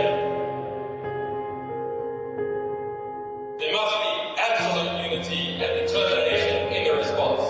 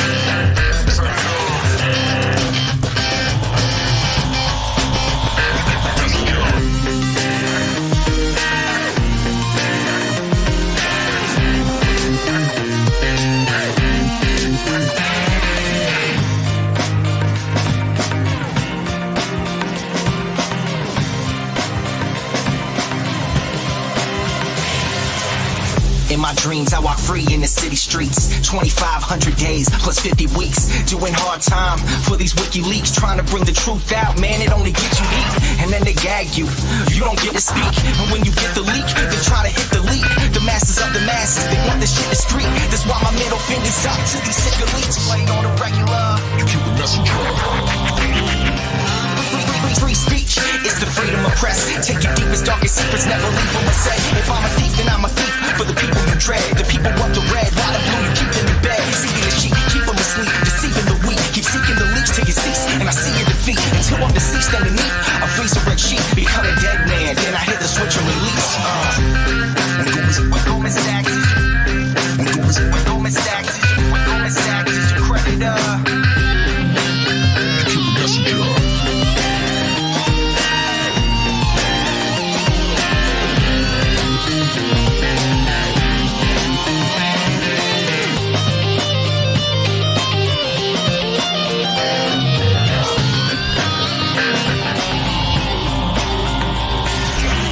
Outside my window, a figure quickly creeps. They dark as night like some motherfucking chimney sweeps. Whiskey what my Mickey keeps, dying in my kidneys weak. Silence of my risky tweets, what the grand jury seeks. I'm wanting peace, like 7 years in Tibet. Now rest in peace.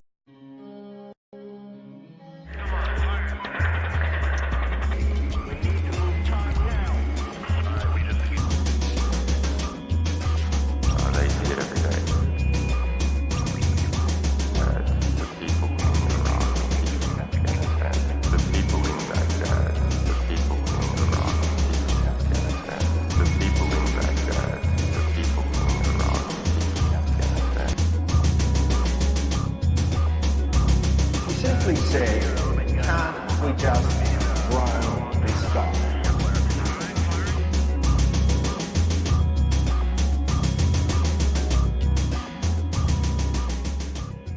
We can shift it.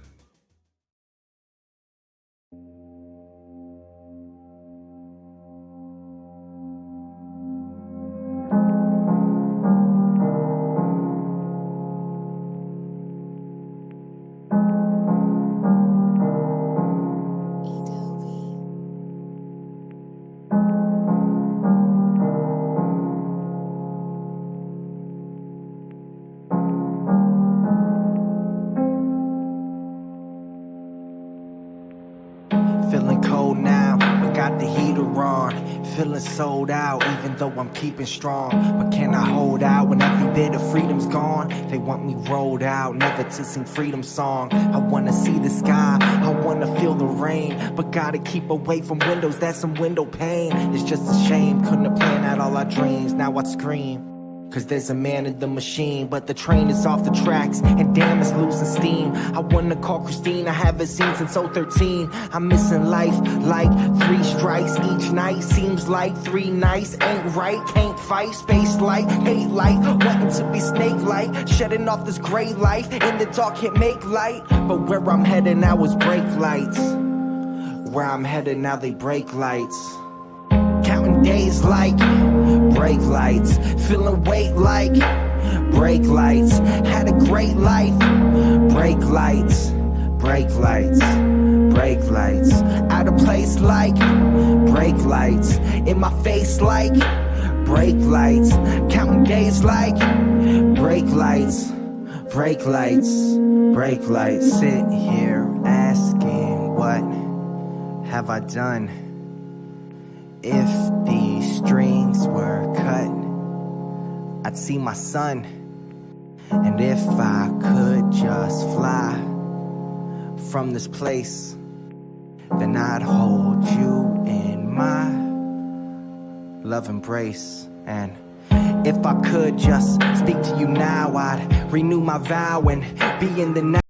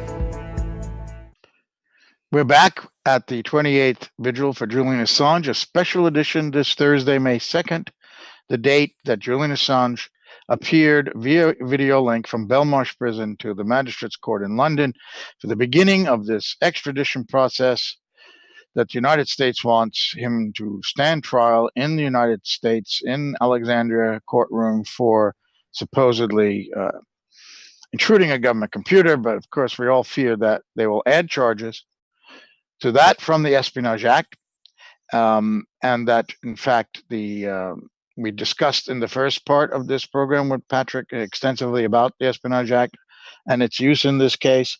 And the fear here is that Britain will extradite him, but that it is a long process and that the substantive hearing is June 12th, but that we expect it to go on beyond that. So I'm joined from New York live by George Samueli, who is an academic, and he's been a frequent guest.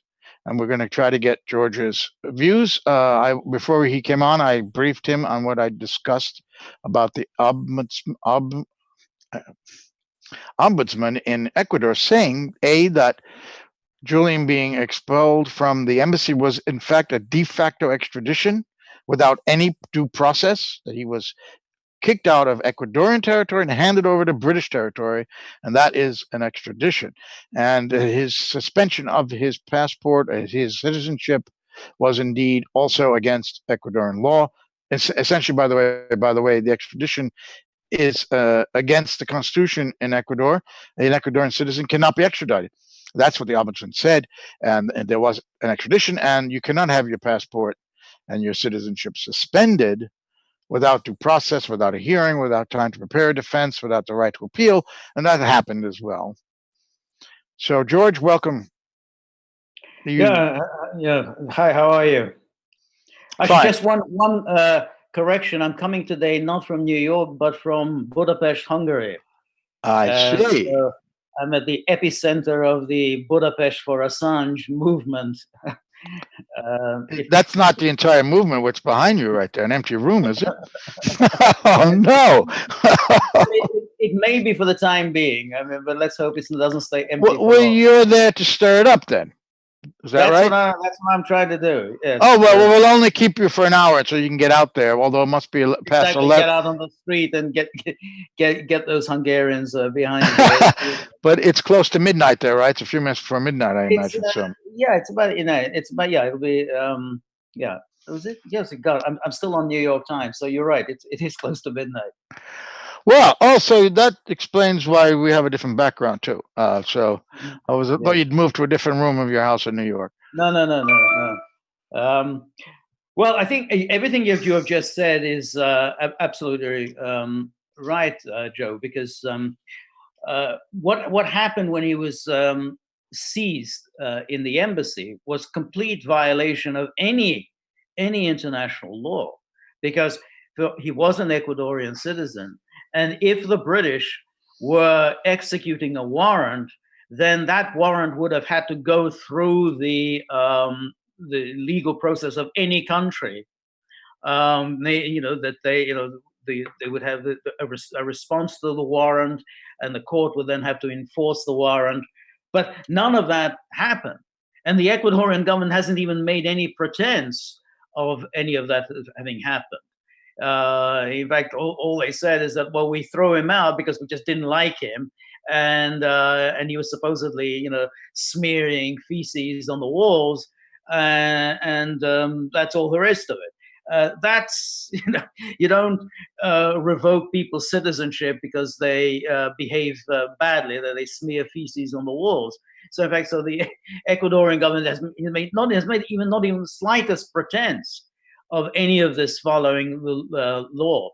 And neither is the British government. The British government has never said, well, we actually made an appeal to the Ecuadorian courts, and we're trying to enforce our warrant. I mean, nothing. They just said we went in because, well, this is Britain and the British laws apply. Well, they don't actually apply on Ecuadorian soil. I mean, they don't apply in the laws of on the soil of any other country. I mean, the British may have this illusion that they apply everywhere in the world. They don't. So it was flagrantly illegal for them just to storm into Ecuadorian territory and to seize him. So you're absolutely right. I mean, that the outrage is just stem from there, and everything that they've been saying. I mean, that ridiculous judge, not today, but in the hearing yesterday with the on the bail issue.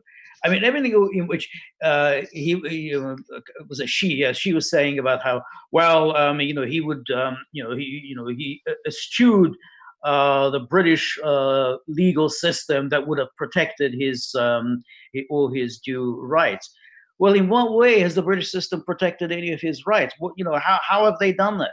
How have they actually even done the minimum which they could have done, which is to say that if they did extradite him to Sweden, they could have easily insisted on Sweden not extraditing him to a third country. That would have been that's a minimum. I mean, if the British are really in the business of protecting defendants' rights, then they said you cannot extradite him to a third country, and that the only thing that we're going to extradite him for is specifically on this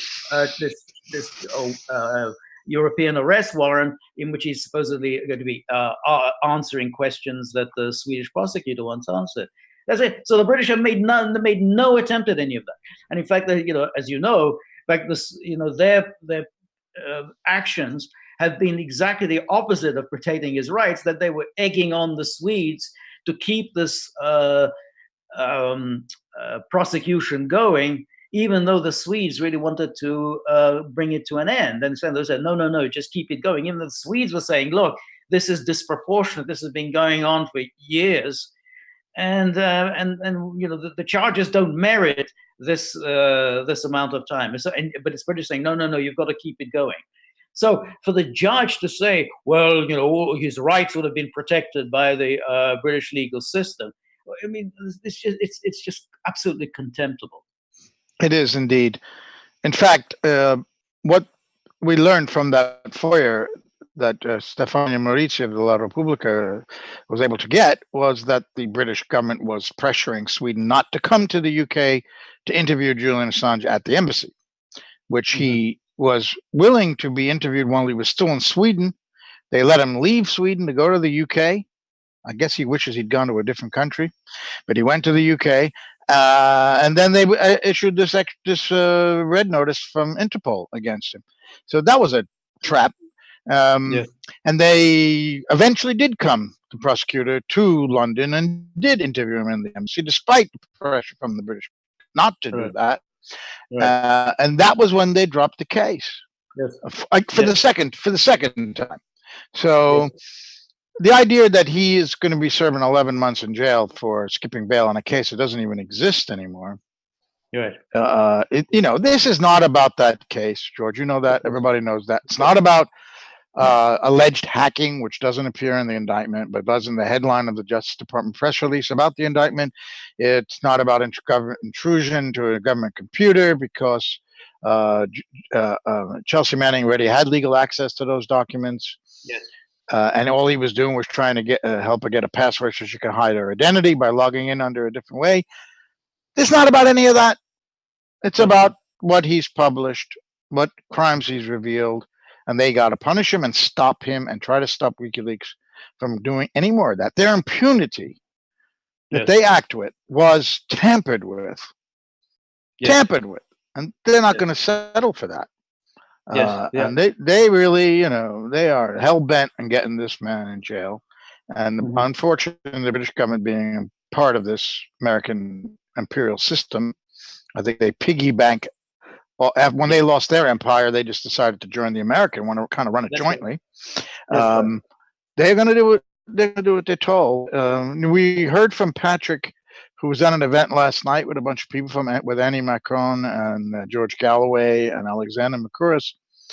Alexander, being a lawyer and a British citizen and a journalist, said that he has some faith in the judicial system still, because it is the least corrupt of the British institutions. He didn't say it wasn't corrupt. He said it was the least corrupt. Right? So that's all. We're hanging by a thread there in terms of optimism when we're dealing with the least corrupt one. But I think that they would love to throw this back into the Swedish court, let them deal with it so they could say, look, we didn't extradite a journalist to the United States to be thrown in prison forever and even maybe face the death penalty, which the Espionage Act does allow when it's done in a time of war. Right. And these monstrous authorities in the U.S., like Pompeo, could argue that the war, Iraq and the Afghan war logs and diaries were during war. So, yes. This is where we're at right now. Fortunately, Francis Burrell was proven to be mercifully incorrect, that he had feared that the judge today at the magistrate's court would say you are extraditable, and I'm sending that order over to the Home Office, and the Home Secretary will be able to decide what to do. We recommend you be sent to the U.S., and he could have been extradited today. That's what Francis was saying. That ain't happening. This is going to be dragged out until minimum June 12th, but probably beyond that. And June 12th is the day that the U.S. has to give the final charges against Assange, because those charges are the ones that a British court has to decide on. Not any that can be added later, although, as Francis has pointed out, there's this rule of specialty that can be waived, in which the U.S. would be allowed to add charges once he's on American soil. So now it was delayed today simply because the Americans haven't completed the extradition request. I mean, what was the reason for today's delay? I don't know, but it appears to me that the judge, which is Judge Snow, the same one who called him a narcissist in the hearing about the bail skipping, that it appears that they just wanted to take statements, I guess, from both sides. All we've seen is this one quote from Assange. There were a lot of reporters who could not get into the courtroom because at the last minute they changed from a large courtroom to a small one, saying that only the small courtroom had the facilities to take the testimony from Assange via video link. Now, they had to know that yesterday, that the small courtroom is the only one. They knew he was going to do a video link.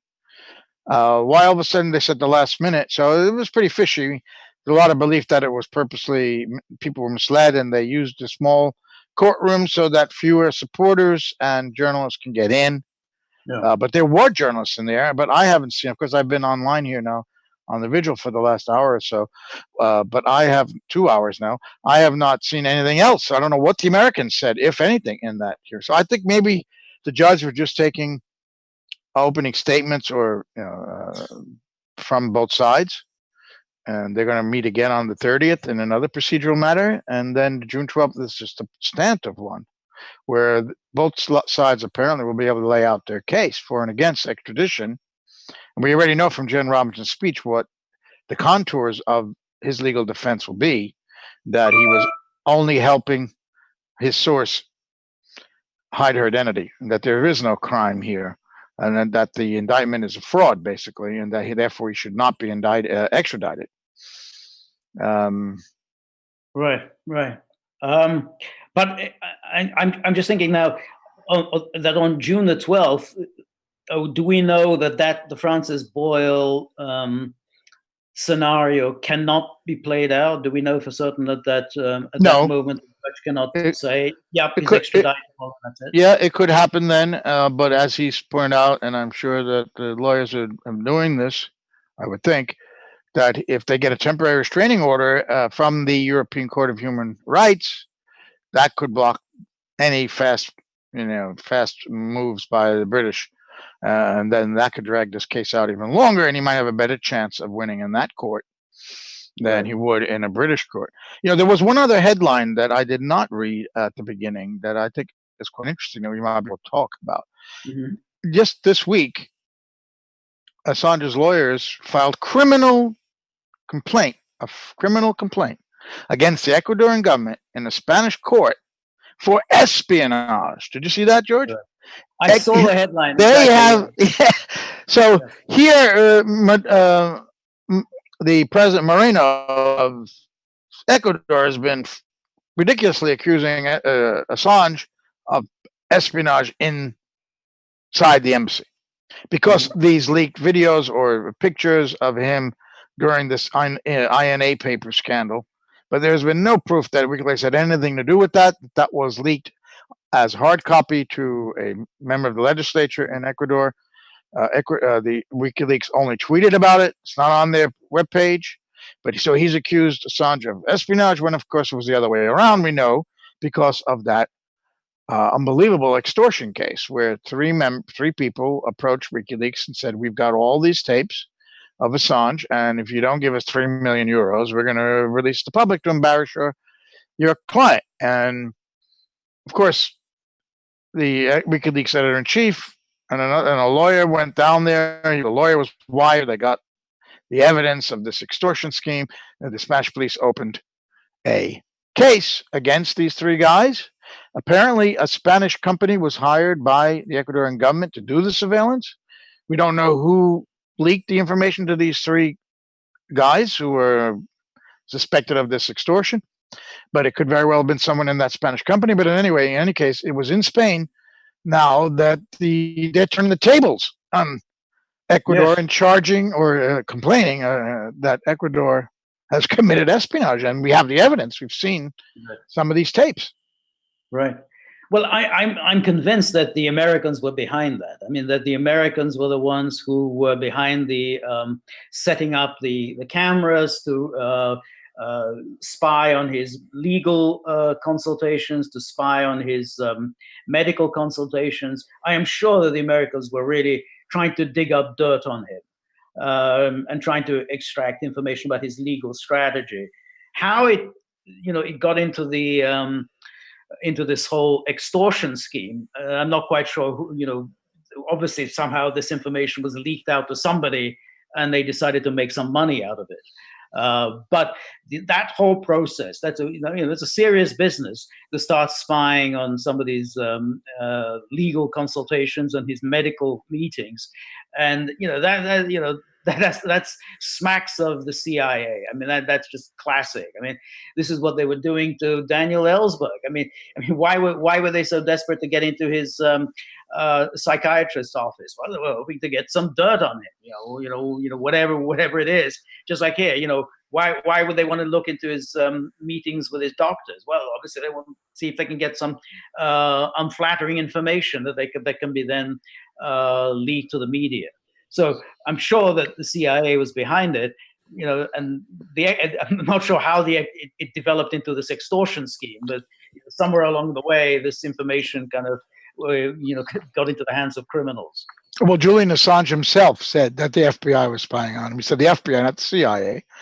I don't know how he knows that, but he did say that. And in fact, in that extremely interesting exchange he had behind closed doors, what could be clearly heard by Cassandra Fairbanks, was that Assange accused the Ecuadorian ambassador of being an agent of the U.S. government for allowing the FBI to spy on him. By the way, Moreno cited his abusive behavior and how he mistreated staff. I wouldn't doubt if that was part of what he was talking about, for Assange to call the ambassador a U.S. agent. Which is really, not that off the wall idea, is it? No, I don't think so. I mean, I don't know how truthful information. I mean, if you don't like the truth, and that may sound abusive, but it's still the truth. Yes. So he's never left the prison. He appeared. He made this tremendous statement today, and this will go on for weeks. Yeah, I thought months. His statement yesterday to the judge, the so-called quote apology unquote, was also very good, because he didn't apologize. I mean, it was a good statement. He said, look, I mean, things developed the way I regret, but I had no choice, in what happened, Right. So things developed in this way. Obviously, the whole thing has been so, awful, 7 years essentially imprisonment, but it was by no means any kind of an apology. And I thought that it was a good statement. Very carefully crafted, I thought. He said, I'm sorry that this happened, which he is, and he had no choice, which he didn't, and that what was the last part of that? So yeah, and that he didn't want to have this to take the course that it did, and regrets that it did, which he does.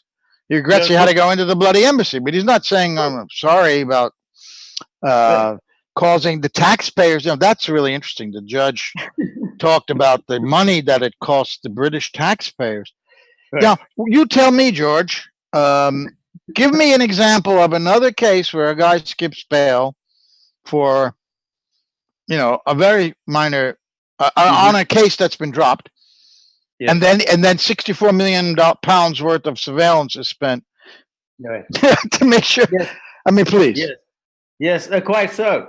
I mean, one could turn around to the British government. If you're so concerned with the taxpayer, why couldn't you work out a perfectly reasonable accommodation with Julian Assange? He surrenders to you. You rap him on the knuckles. He serves 3 months in jail, and then he's out of there. That's it. And then you could save everybody time and money, and the taxpayer wouldn't have to worry about anything. So the idea of blaming him for the fact that the British government behaved in this reckless, idiotic manner of surrounding this embassy with this massive police presence and then setting up all these security cameras, well, that had nothing to do with him. It was the British government that made that decision. They elected not to come to a reasonable accommodation with Julian's lawyers. WikiLeaks pointed out in a tweet that the speedboat killer, I'm not quite sure what that case is, but that he skipped bail in the UK and he got 3 months in jail for skipping bail. That's it. Did they spend 64 million quid surveilling that guy? I hardly think so. And he was a murderer. Right. Yeah, exactly. He's a murderer. And here, you still don't have any crime. I mean, the Swedes have still not come up with this crime. They've not charged him with anything. I mean, they've had 10 years in which to charge him with a crime. They haven't. I mean, so they've dropped the case twice. And even now, they don't seem to be very enthusiastic about, restarting it. And I don't think they can restart it. I mean, I don't think, I'm not sure at all that the evidence is available. So it's not as though the way the media are reporting it as if the Sweden can tomorrow just restart the case. I mean, I don't think he can restart it. I'm not at all sure that those women will be willing witnesses in any kind of a case against him. So the whole thing is just an absurdity. Yes. And as Jen Robinson said today, despite what you heard from the prosecutor in the courtroom today, that indicates, by the way, that the prosecutor did get to speak, which I imagine. We just don't know what the prosecutor said yet, if we're ever going to find out. Who's the prosecutor? Is the American? I don't know, but funny thing is, in that first hearing where he was called a narcissist, and that was over him skipping bail on the Swedish charge, right? Yes. Nothing to do with the U.S. indictment. That's right. It was reported that the lawyer arguing against Assange was a British lawyer, an English guy, but he was representing the United States government. It was a British I found guy. That. Yeah, but why was the United States government represented in the hearing on the bail skipping that had to do with Sweden? I mean, they had put the extradition request in, and they had an arrest warrant for him, the U.S., that same day. So he was arrested on 2 arrest warrants, one, the bail skipping one, and then the American. That hearing only had to do with bail skipping, and yet there was a lawyer there in the U.S. government who spoke the court and who was quoted by those who were in the courtroom. So that tells me that this one, which does deal with the extradition request by the United States, that it might be the same lawyer, this British lawyer retained, paid for by U.S. taxpayers. But I don't know that for sure. But I'm assuming that the prosecutor was representing the U.S. Because I heard her saying, using that word prosecutor, and right away I was kind of a little baffled, as to whom she was referring to. Well, there would have to be a QC, a Queen's Counselor, I think, to be the prosecutor. And I think that guy is a Queen's Counselor. Yes, I remember. I forget his name. He is a QC. So I don't know. We hope we find out who the prosecutor was, what he said. But Jen is pointing out here that whatever, despite what you heard, this case is not about hacking. So, okay, he put forward the American argument that this was a hacking case. Again, that word doesn't appear in the indictment. And I don't know what his lawyers said, Julian's lawyers, if they said anything or if it was only his statement. We only have that one sentence. I would have hoped that they pointed out that he was just trying to, as Jen says here, this case is about a journalist and a publisher who had conversations with a source about accessing material. I add material that she had legal access to, since Manning had top secret clearance, who encouraged that source to provide material and who spoke to that source about how to protect their identity. This is protected activity that journalists engage in all the time. Any prosecution and extradition of Mr. Assange having done so or alleged to have done so will place a massive chill on investigative journalism in the world. I bloody well hope that Jen Robinson said those exact words inside the courtroom today, because that is the crux of the issue. This is a bogus indictment. There is no crime here that was committed. It's a joke. As you know, Kim.com, who was on the Vigil the day of Assange's arrest, when we did also an emergency or a special Vigil like we're doing today, he said that he had read it or looked over it, and he said this is a joke. And I hadn't read it at the time, but now I have, and it is a joke. And that should be the crux of this issue about extradition. Is it a legitimate indictment or not? How could the UK turn a guy over to the US when it's a flimsy, bogus indictment? So that's why the US has till June 12th to add more charges. But they appear to need Chelsea Manning to give the testimony in order to have that superseding indictment that would replace this one, this placeholder. Yes. She's not testifying, and that's why she's in jail. And they also, Dominic Dumschutberg was also given I think that's his first name, that was also apparently got a letter from the prosecutors in the U.S. saying they wanted him to testify. So they are moving in concentric circles around Assange to people to try to get them to incriminate him so they can come up with this superseding indictment. Right. And there's no cooperation from Dumschutberg, apparently, because that letter was leaked and he wasn't supposed to do that. And Manning sits in an Alexandria, Virginia prison right now, refusing to testify.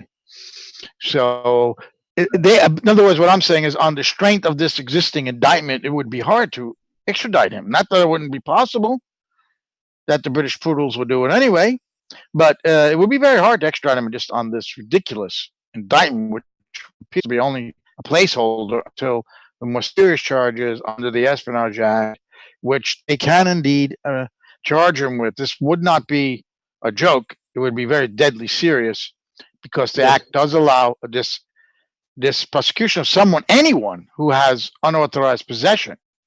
And then anyone who disseminates that information is liable to be prosecuted in the Espionage Act, which means you and me, I think you may have retweeted a WikiLeaks tweet over the years, George, that contains some classified information. I certainly have. I've written about it as a journalist. The New York Times has, the Washington Post has, the Guardian, the El País, all these newspapers published around the world, front page news, the leaks of classified information. So under the Espionage Act, they're liable. But nobody in the U.S., no administration has ever done that for that very reason. It's a ridiculous section of that law that has to be challenged in a court on constitutional grounds, and it never has been. And if Assange is charged on that, it would be crossing that red line to criminalizing journalism. And damn well, there better be a challenge, a constitutional challenge on that. And that, should be stricken from the Espionage Act, because it's clearly in conflict with the spirit, if not the letter, of the First Amendment.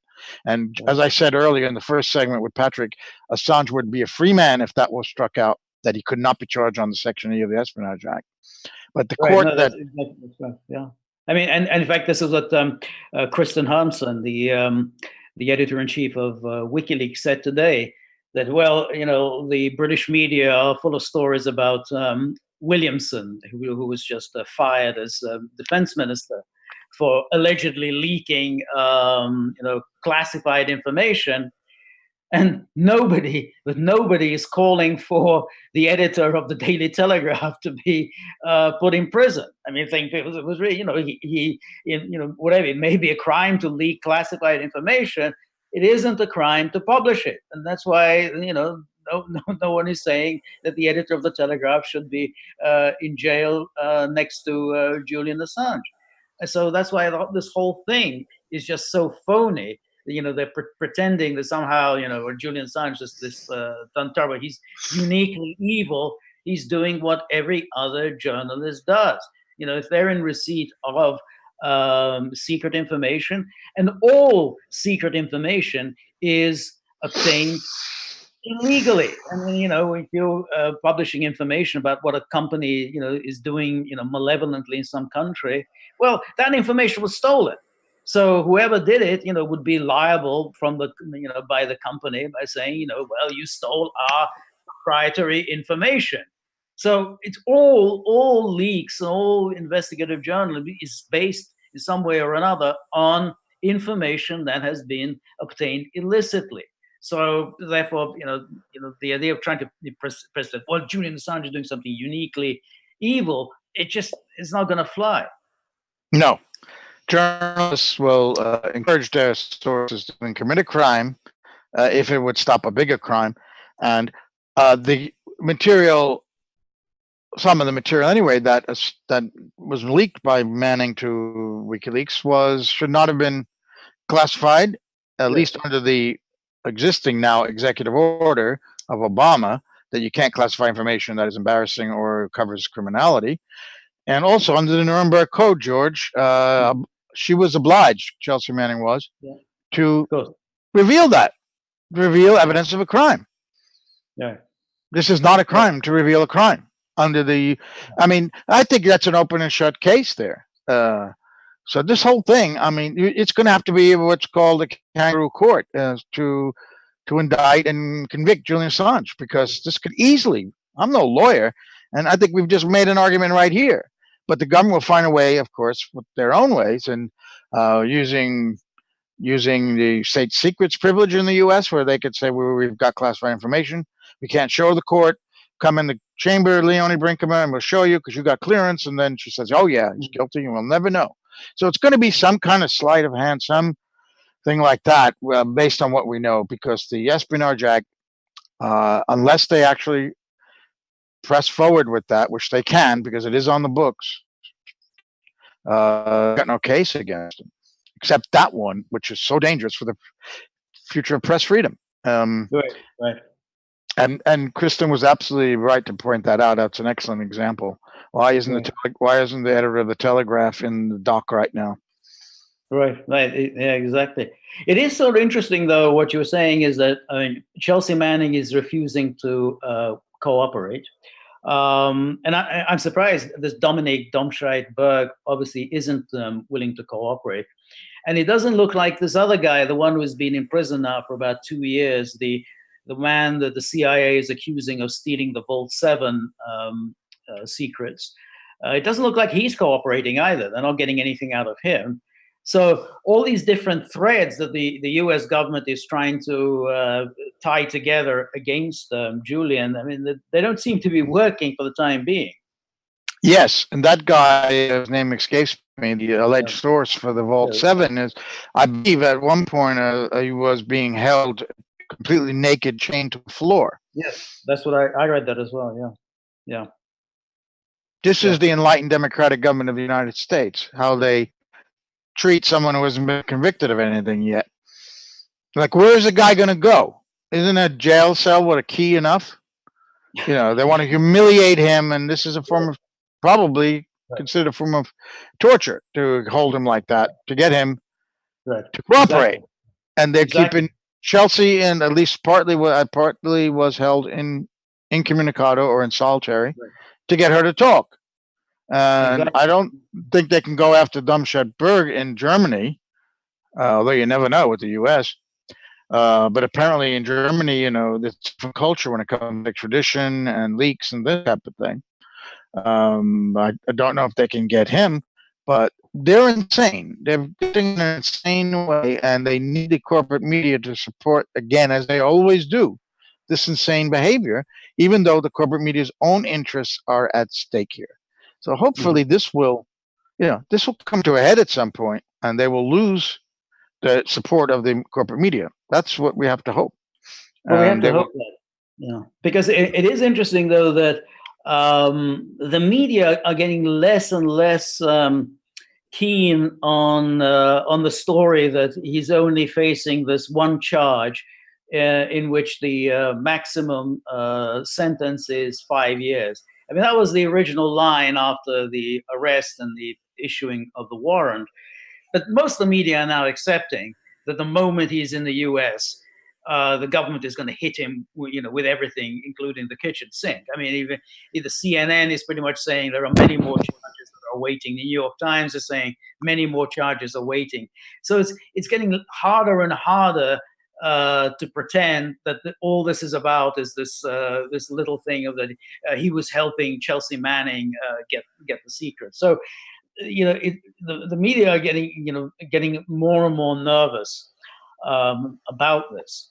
So it's going to be quite difficult, and we are getting into the election season now. In which case, again, the whole thing is going to be a little bit awkward for Trump. I mean, Trump was supposed to be the guy who was draining the swamp. He was the one supposedly to, he was supposed to, deal with the FBI and the CIA, clean them out, get rid of all the scum that had got to the top there. So why are you persecuting the guy who's also trying to drain the swamp? So, he's going to be in an embarrassing situation. He's obviously embarrassed. I mean, he hasn't said anything. While Pompeo has been shooting his mouth off, Trump has been all squirrely and saying, "Well, I don't know anything about it. Nothing to do with me. I've never heard of the guy." I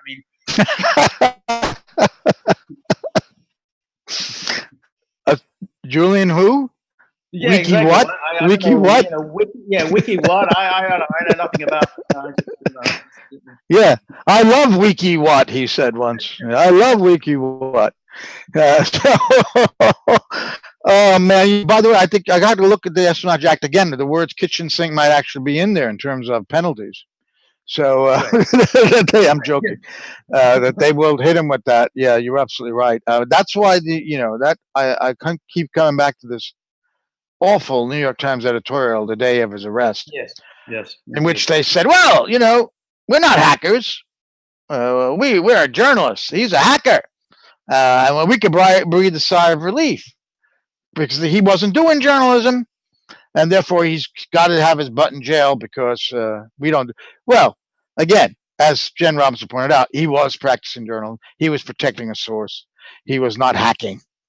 She wasn't hacking. She had legal access to that material. You need to hack. You need to cover her tracks. That's what it was all about. I mean, that's, but the press won't go there either. The Times won't say, "Oh, we were wrong. He wasn't hacking. He was doing what we do." No. I mean, this is why this is so historic and so important, because as I pointed out in the first segment, this interview that Julian Assange gave to 60 Minutes in the U.S. back in 2010, in which he said, if they arrest me and indict me on the Espionage Act, this is paraphrasing, then they have gone down a different road. They're no longer the United States of America. Because the interviewer asked him if he was anti-American. He said, "No, we very much believe in the ideals of Jefferson and Madison, etc.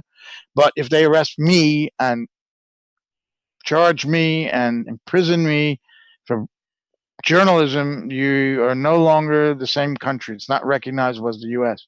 And that's absolutely true. That's where we're at right now. Right. No, that's exactly right. I mean, it's what we were talking about earlier, which is, I mean, this is a country supposedly committed to free speech. I mean, it's the First Amendment. I mean, it's not way down, in the 25th Amendment. It's the First Amendment. The First Amendment talks about free speech. It's clear. It's a free speech. It applies to everybody. It applies to journalists, non-journalists, everybody. The man on the street, whatever. Everybody is entitled to express his opinions. I mean, it's like, whatever your take is, however unpopular it is, however obnoxious it is, however other people find it offensive, you are entitled to speak.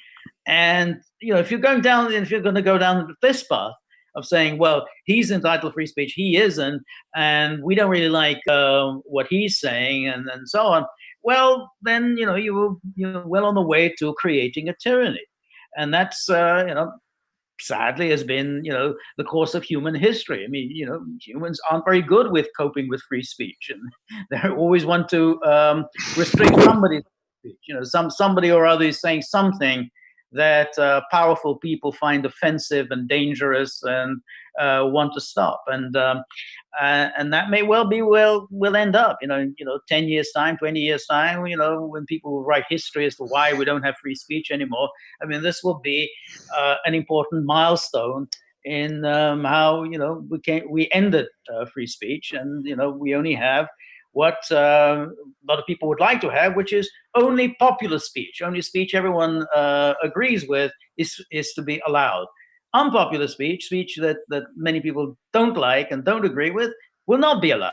And we could well end up there. No question about that. I wonder if this gun rights activists in the U.S. feel slighted that they're the Second Amendment and that not the First, as you point out. But they probably enjoy that First Amendment right as well.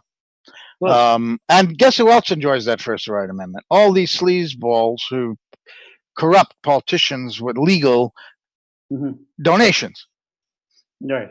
Especially after Citizens United, which said that company coffers can now unload money to politicians during their campaigns. It can be bundled and all that. Why? Because that's freedom of speech.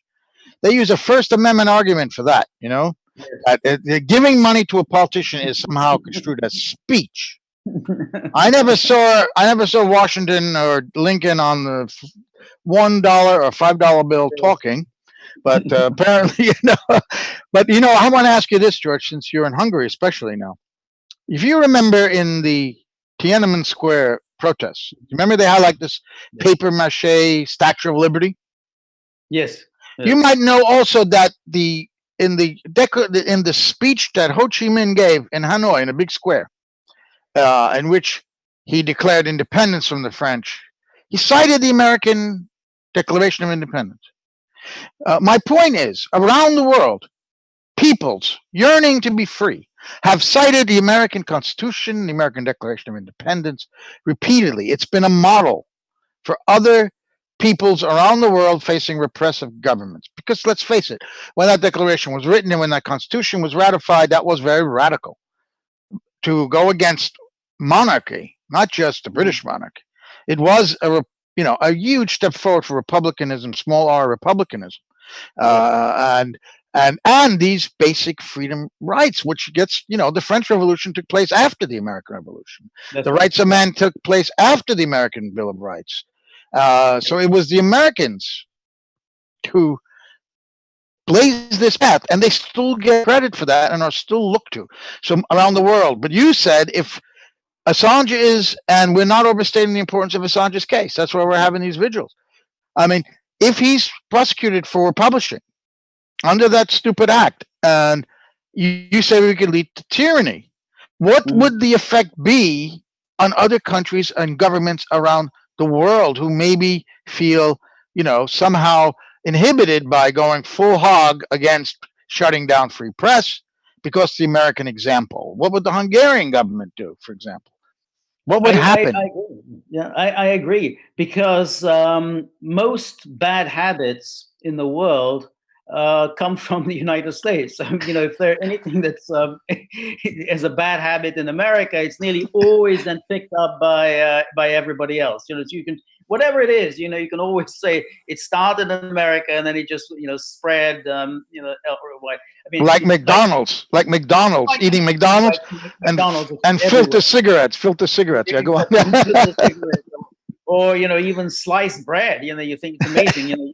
You go to Paris and they're eating sliced bread. I mean, so, but yeah, I mean, if you think of all political movements, I mean, like, the sort of the 60s kind of, radical free speech movement and, student disturbances and everything started in America and then, spread to Europe. And so, so many different things start there and then move out. I mean, even, Reaganism, I mean, it was kind of, spread from America and that whole free market movement and everything. So there's no question that if the U.S. government does put him in shackles and sends him to Guantanamo or chains him to the floor or whatever, yeah, everybody in the world is gonna just leap at that and follow the American course. And so it's just an amazing thing. I mean, you just mentioned that about that ex-CIA guy who's naked and chained to the floor. This takes place at this home of liberty. I mean, this is quite an amazing thing. This is they're doing this to somebody who has not been convicted of anything. They haven't even brought him to trial. I mean, then he's not even on trial yet. So they were already torturing somebody who hasn't been convicted of anything. And why haven't they brought him to trial? Well, they haven't brought him to trial because they don't have a case against him. I mean, if you have a case, you just go straight to trial, and you're eager to show, look, we did the right thing. So they're torturing him essentially, either to coerce him into giving witness against himself, which is against the Fifth Amendment and so on, but presumably also to build cases against Julian Assange. So this is torture. So it's obviously a violation against the U.S. Constitution, but it's even violation of the international law, the Convention Against Torture, which is one of the few international conventions that the U.S. has actually signed and ratified. So I mean, but this is happening at the place that is the center of liberty. The people who invented liberty, the people who promulgated all these fancy laws protecting liberty. Right. So what happens to liberty around the world? What would happen to free press in Britain if the British government says we're going to extradite this guy? Yeah. For publishing. Yeah. Of course. This is why this is such a world historical event that we're talking about here. And I'm really not exaggerating when I say that. And why everyone has to make their decision. Every citizen should be engaged in this issue because it's about their future and about the importance. If they care at all about even the remnants of democracy that we enjoy in the United States, for example, they're at risk. The last parts of him. I made this point that on Facebook a couple of days ago that it's a mistake to think that this is the beginning. The Assange case is the beginning of an assault on the free press. I think it's the case of stamping out the remaining embers of the free press. Right. It's already been compromised so much by corporate consolidation of ownership, by the self-censorship of the corporate media, by their careerism, by their vanity, by their sucking up to power. And Assange was the bright light in the middle of this darkening media landscape. And that is one of the remaining, and they've got to stamp that out. He's doing the job that they're not doing anymore. Right. And he's making them look pretty bad. That's got to be part of why they don't like him. And this is the last embers. So we're close to that tyranny that you're talking about, George. Right. We're not at the beginning of that. And of course, as anybody who's studied the development of any tyranny, whether that be Nazi Germany or any other, these are gradual stages that it goes through. It wasn't overnight that a country becomes totalitarian. It's a steady chipping away of rights. This one, however, is a quantum leap. This really does, Assange brings us over the line in a big way in one of the main tenets of a democracy, of a country that's not a tyranny, which is the freedom of the press to show the public what their leaders have done and why they should be held accountable for that. That is like the absolute bedrock part of any kind of country or system that calls itself democratic or republican. So to destroy that, but again, little by little, the press freedoms have been destroyed. So it doesn't seem so stark. If we had been enjoying tremendous press freedom, all of a sudden they're going after Assange, it would be so starkly evident to everyone that this was an attack on free press that we wouldn't have to be arguing the case. But in fact, because the freedom of the press has been eroded so much over the last couple of decades through various means, and as I said, for example, ownership issue right there, closing down of newspapers, closing down of radio stations, restricting enormously the diversity of ownership of media. But what has stepped into the breach has been the internet, the proliferation of alternative news sources, of so-called citizen journalists, who some are good, some aren't, but they're out there and they have every right to be out there writing what they want. And that's why we also see this increase of the word I don't like to use, the C word, censorship, that the Facebook and Google, with their de-ranking, with their banning. Even today, this ridiculous man, Alex Jones, who I have no time for whatsoever. I think he's a nut job. I think it was disgusting that he questioned that those children were killed in that Connecticut school. But today, Facebook formally banned him forever. And that, if you believe in free speech, you have to criticize that. Even a odious exactly. Just because you don't agree with him, it has nothing to do with whether somebody should be banned or not. No one's asking you to agree with Alex Jones or or Joe Lauria or Julian Assange or Julian Assange. But they have a right to their their positions, and in these cases you can't even make a small case. Well, he incited violence, or he was involved in violence, or anything like that. In which, when you talk about the political persecution, they try to say that he committed some other crime. Here there is none. There is no other crime. The only crime is he published truthful information about the criminal acts of government. So you can't even say, oh, yeah, but he was also a member of a terrorist organization or whatever. None of that. So this one isn't even a close call. And that's why it is so shocking that the fact that this case is going forward and it's gone as far as it has, when there's just no possibility whatsoever. I mean, it's not, I mean, the British government has been granting asylum to Chechen terrorists, and these are people who were involved in killings, and they granted them asylum. Well, they faced persecution in Russia, but at least the Russians said, "Hey, these people committed crimes. We want them." But Julian Assange has committed no crimes. You can't say he's committed no acts of violence. He's not been involved in any acts of violence. He's never encouraged any acts of violence. His only job has been publishing.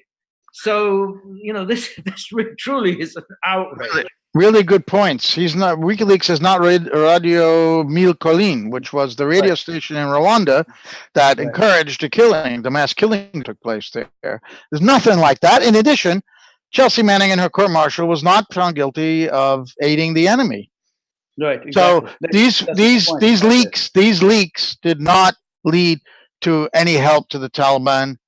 And it's never been shown that any leak with anybody's name in it ever led to anyone being harmed, even inadvertently, by what WikiLeaks has published. So you're absolutely right, George. There's no crime here. The crime under the Espionage Act, Section E, is publishing classified material.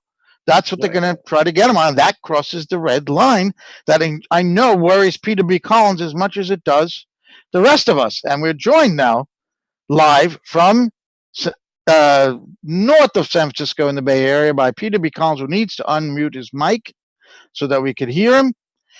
Peter, I'm sorry, I don't think you heard the beginning. We spent an hour with Patrick Hensington from London, who was at the courthouse today, was not able to get in because at the last minute they switched courtrooms to a smaller one so that fewer supporters and journalists can get into the courtroom. They claimed that was the only courtroom that had the video link up so that Assange could speak from Belmarsh prison. They had to know that the day before, but they decided at the last minute. And as we know now, there will be another hearing on May 30th and then a more substantive one on June 12th, the day the U.S. is supposed to give all the last charges they want to file against him so that the British government can make their decision. And we're seeing the potential criminalization of journalism if he's indicted and if the Espionage Act is used. Peter, your thoughts on today's extradition hearing and other matters related to WikiLeaks? Well, thank you, Joe. And I did read your coverage at Consortium News and saw a couple of other reports as well. And I applaud Julian for declining the honor of being.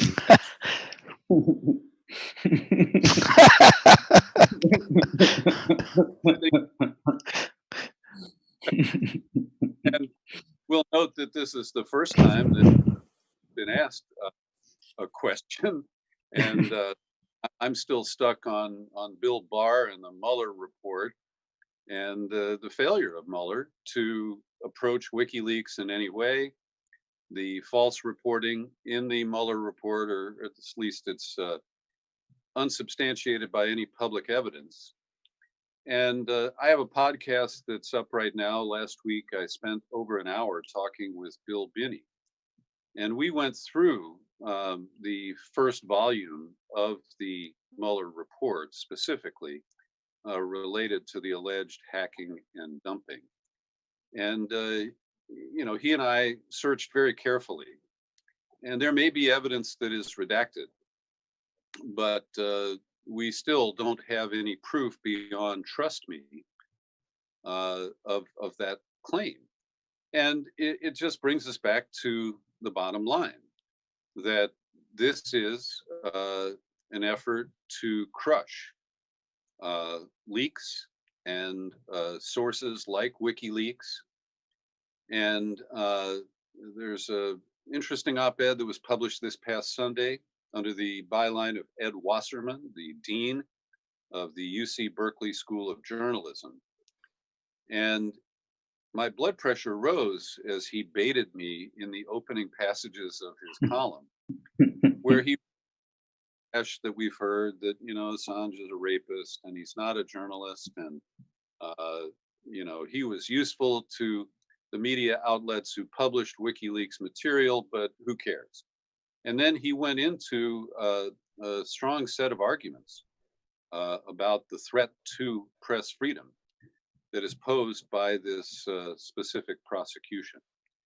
And so that was a break. This is the first time I've seen the New York Times allow commentary that counters their demonization of Julian Assange and their effort to dispose of him after having used his material.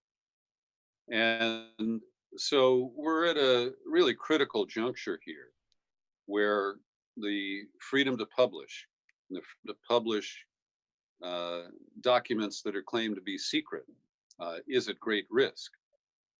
And for me, I see this in great relief on the coverage of Venezuela. And Fairness and Accuracy in Reporting, FAIR, has published a 90-day analysis that began on January 15th, showing that the major corporate media outlets, and they include PBS in that, have not permitted a single critical voice to speak up against regime change in Venezuela and US meddling there. And so this is the kind of crisis of the media reporting what my friends at Project Censored called a truth crisis. And the corporate media is knuckling under. And, we need a WikiLeaks to provide good information and leaked secrets on John Bolton's plans for Venezuela. The New York Times popped a story today claiming that they have acquired a secret dossier on a cabinet member of Maduro's administration. He's of Syrian heritage, and they're saying that he has brought Hezbollah into. I see no external evidence of that whatsoever, and that they smear him by saying that he's become wealthy by dealing with drug cartels. And the evidence is quite flimsy. The sourcing is as vague as the Russiagate reporting.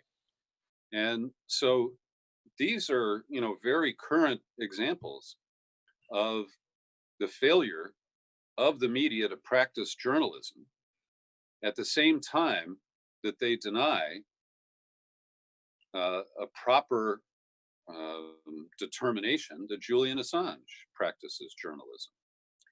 And so I think we're at a very serious intersection here. And I'll toss it back to you, Joe, but I want to mention that tomorrow there is a rally in San Francisco. We are meeting up at the British Consulate, which is at number 1 Sansom Street. Sansom is Sansome. And this is being organized by solid people here in San Francisco. My friend Steve Zeltzer, who has been a labor media activist for many years, he is helping put this together. While I was talking, someone just tweeted a reminder to people to join us for the rally if you're in San Francisco. And if we can make it all work, I'm feeding you today from my cell phone in a practice run so that I can do a feed from the rally if we're set up for that tomorrow. That's great. There's been a number of these rallies. There's one in Berlin. I think there was one in New York, or will be one on Press Freedom Day. I assume that's why that's happening also tomorrow because of Press Freedom Day. There's one in Sydney, Australia, I believe, on May 3rd, which already is there, about press freedom and Julian Assange. So these are great encouraging signs. And that op-ed in the Times, Peter, I was not aware of. I'll have to read it. Look, it's clear. Anybody wants to see it in front of their noses. This is not a hacking case. This is about a guy who tried to help his source protect her identity and committed no crime. Did what every investigative journalist did. And that has to keep being hammered and hammered and hammered until the message gets through and that the corporate media doesn't protect the powerful interests of the U.S. state. And there are cracks everywhere that's getting through. And hopefully this is going to be the way forward here, and that would have some kind of impact on the decision of the British courts and the Home Secretary about sending this man to a country where he will be persecuted for publishing. George, we're coming to the end. We have 9 minutes left, so let's close with some statements from George and then Peter. No, I think it's clear from everything that we've been talking about. It's clear what happened in the last few days that this is a critical moment. I mean, it's a critical moment in in sort of humanity's maybe short-lived experiment with free speech. Through most of human history, we haven't enjoyed free speech. Powerful people have suppressed views that they felt were threatening, and the publication of things that they felt were threatening.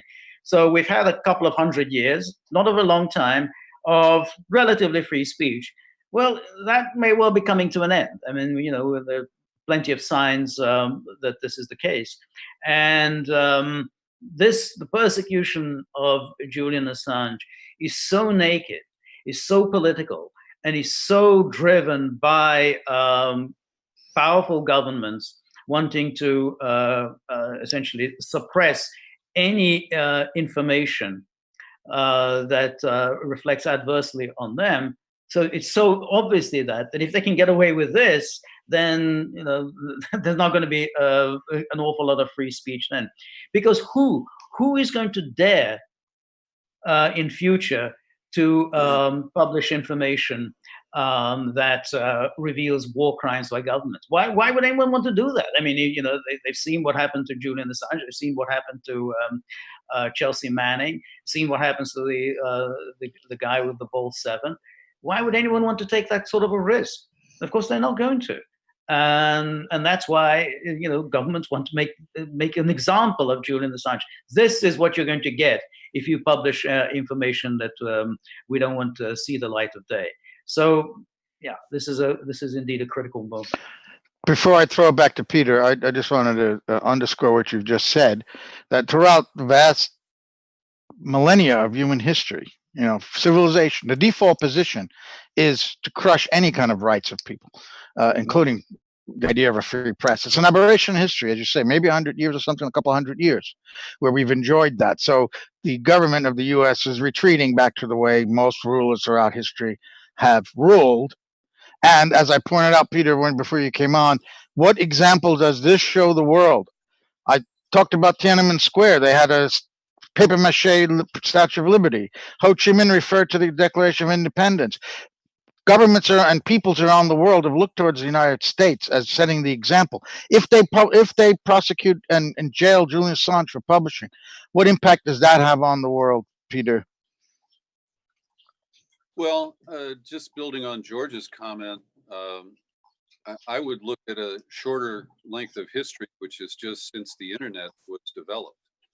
And it offers promise of a a new level playing field where the voice of average people could be heard as loudly as those with money and printing presses. Right. And television stations. And there was a period of relatively unfettered, and that has now been monetized, turned into a surveillance system, and the limited expression that we saw even as recently as 10 years ago is being squished. And we know about the crackdown by Google and Facebook on independent media outlets. When I post a podcast on Facebook, I'm now told I need to register with them to post or boost anything that is political in nature. And I've had an account with them for 10 years, but only now, as they are silencing Alex Jones, and like you, I do not agree with style, standards, or his hysterical ranting, but he does deserve free speech, just like I do, and I'm being treated like Alex Jones in the current climate. And this will not get better. And by taking and turning him into an example that George referenced, this is a cautionary tale for the next reality winner who contacts The Intercept and lets them burn her. And what really disappoints me is how many people don't. When I posted last night on Facebook the San Francisco rally, two of my alleged progressive colleagues from talk radio here in the Bay Area, one just referred to Assange as a double rapist, said that and the other opened up with the canard that he's not a journalist. And then, the smears that have been laid out are repeated. The gentleman who served as the consul general at the Embassy of Ecuador in London for 6 of the 7 years that Assange was in asylum there, countered the false reports that he spread feces on the wall. He did confirm that from the hall. And I that to be understandable behavior for somebody who was locked up and couldn't go outside. But we've seen how effective the smears have been, and how average people prefer to engage with the smear than to look at the overarching principle here. And so we have a real struggle. The American public has, swallowed the generated fears of terrorism and accepted serious rollbacks of our critical rights that are enumerated in the Bill of Rights. And this, to me, is a very important moment where we need to stand for our right to receive and publish information, including that has been inappropriately declared. And that secrecy is often used not to protect any national, but to protect certain people from embarrassment and from possible investigation and prosecution for crimes up to and including war crimes. And so these are not trivial matters in any way, but well-informed and people who claim to be progressive is really difficult in this current climate. That is the last word in this special vigil on Thursday, the day of the extradition hearing beginning for Julian Assange in London. I wanted to thank Patrick Hensingen, who joined us earlier from London, George Samueli, who's talking to us from Budapest, Hungary, and Peter B. Collins from the Bay Area in California in the United States. Thank you all for for joining us. Thank you, everyone, for watching and listening. You could see a replay of this on YouTube and on consortiumnews.com. And we will speak to you the following Friday as we continue to cover the case of Julian Assange. Thank you very much. Thank you, Joe, for organizing it. You're welcome.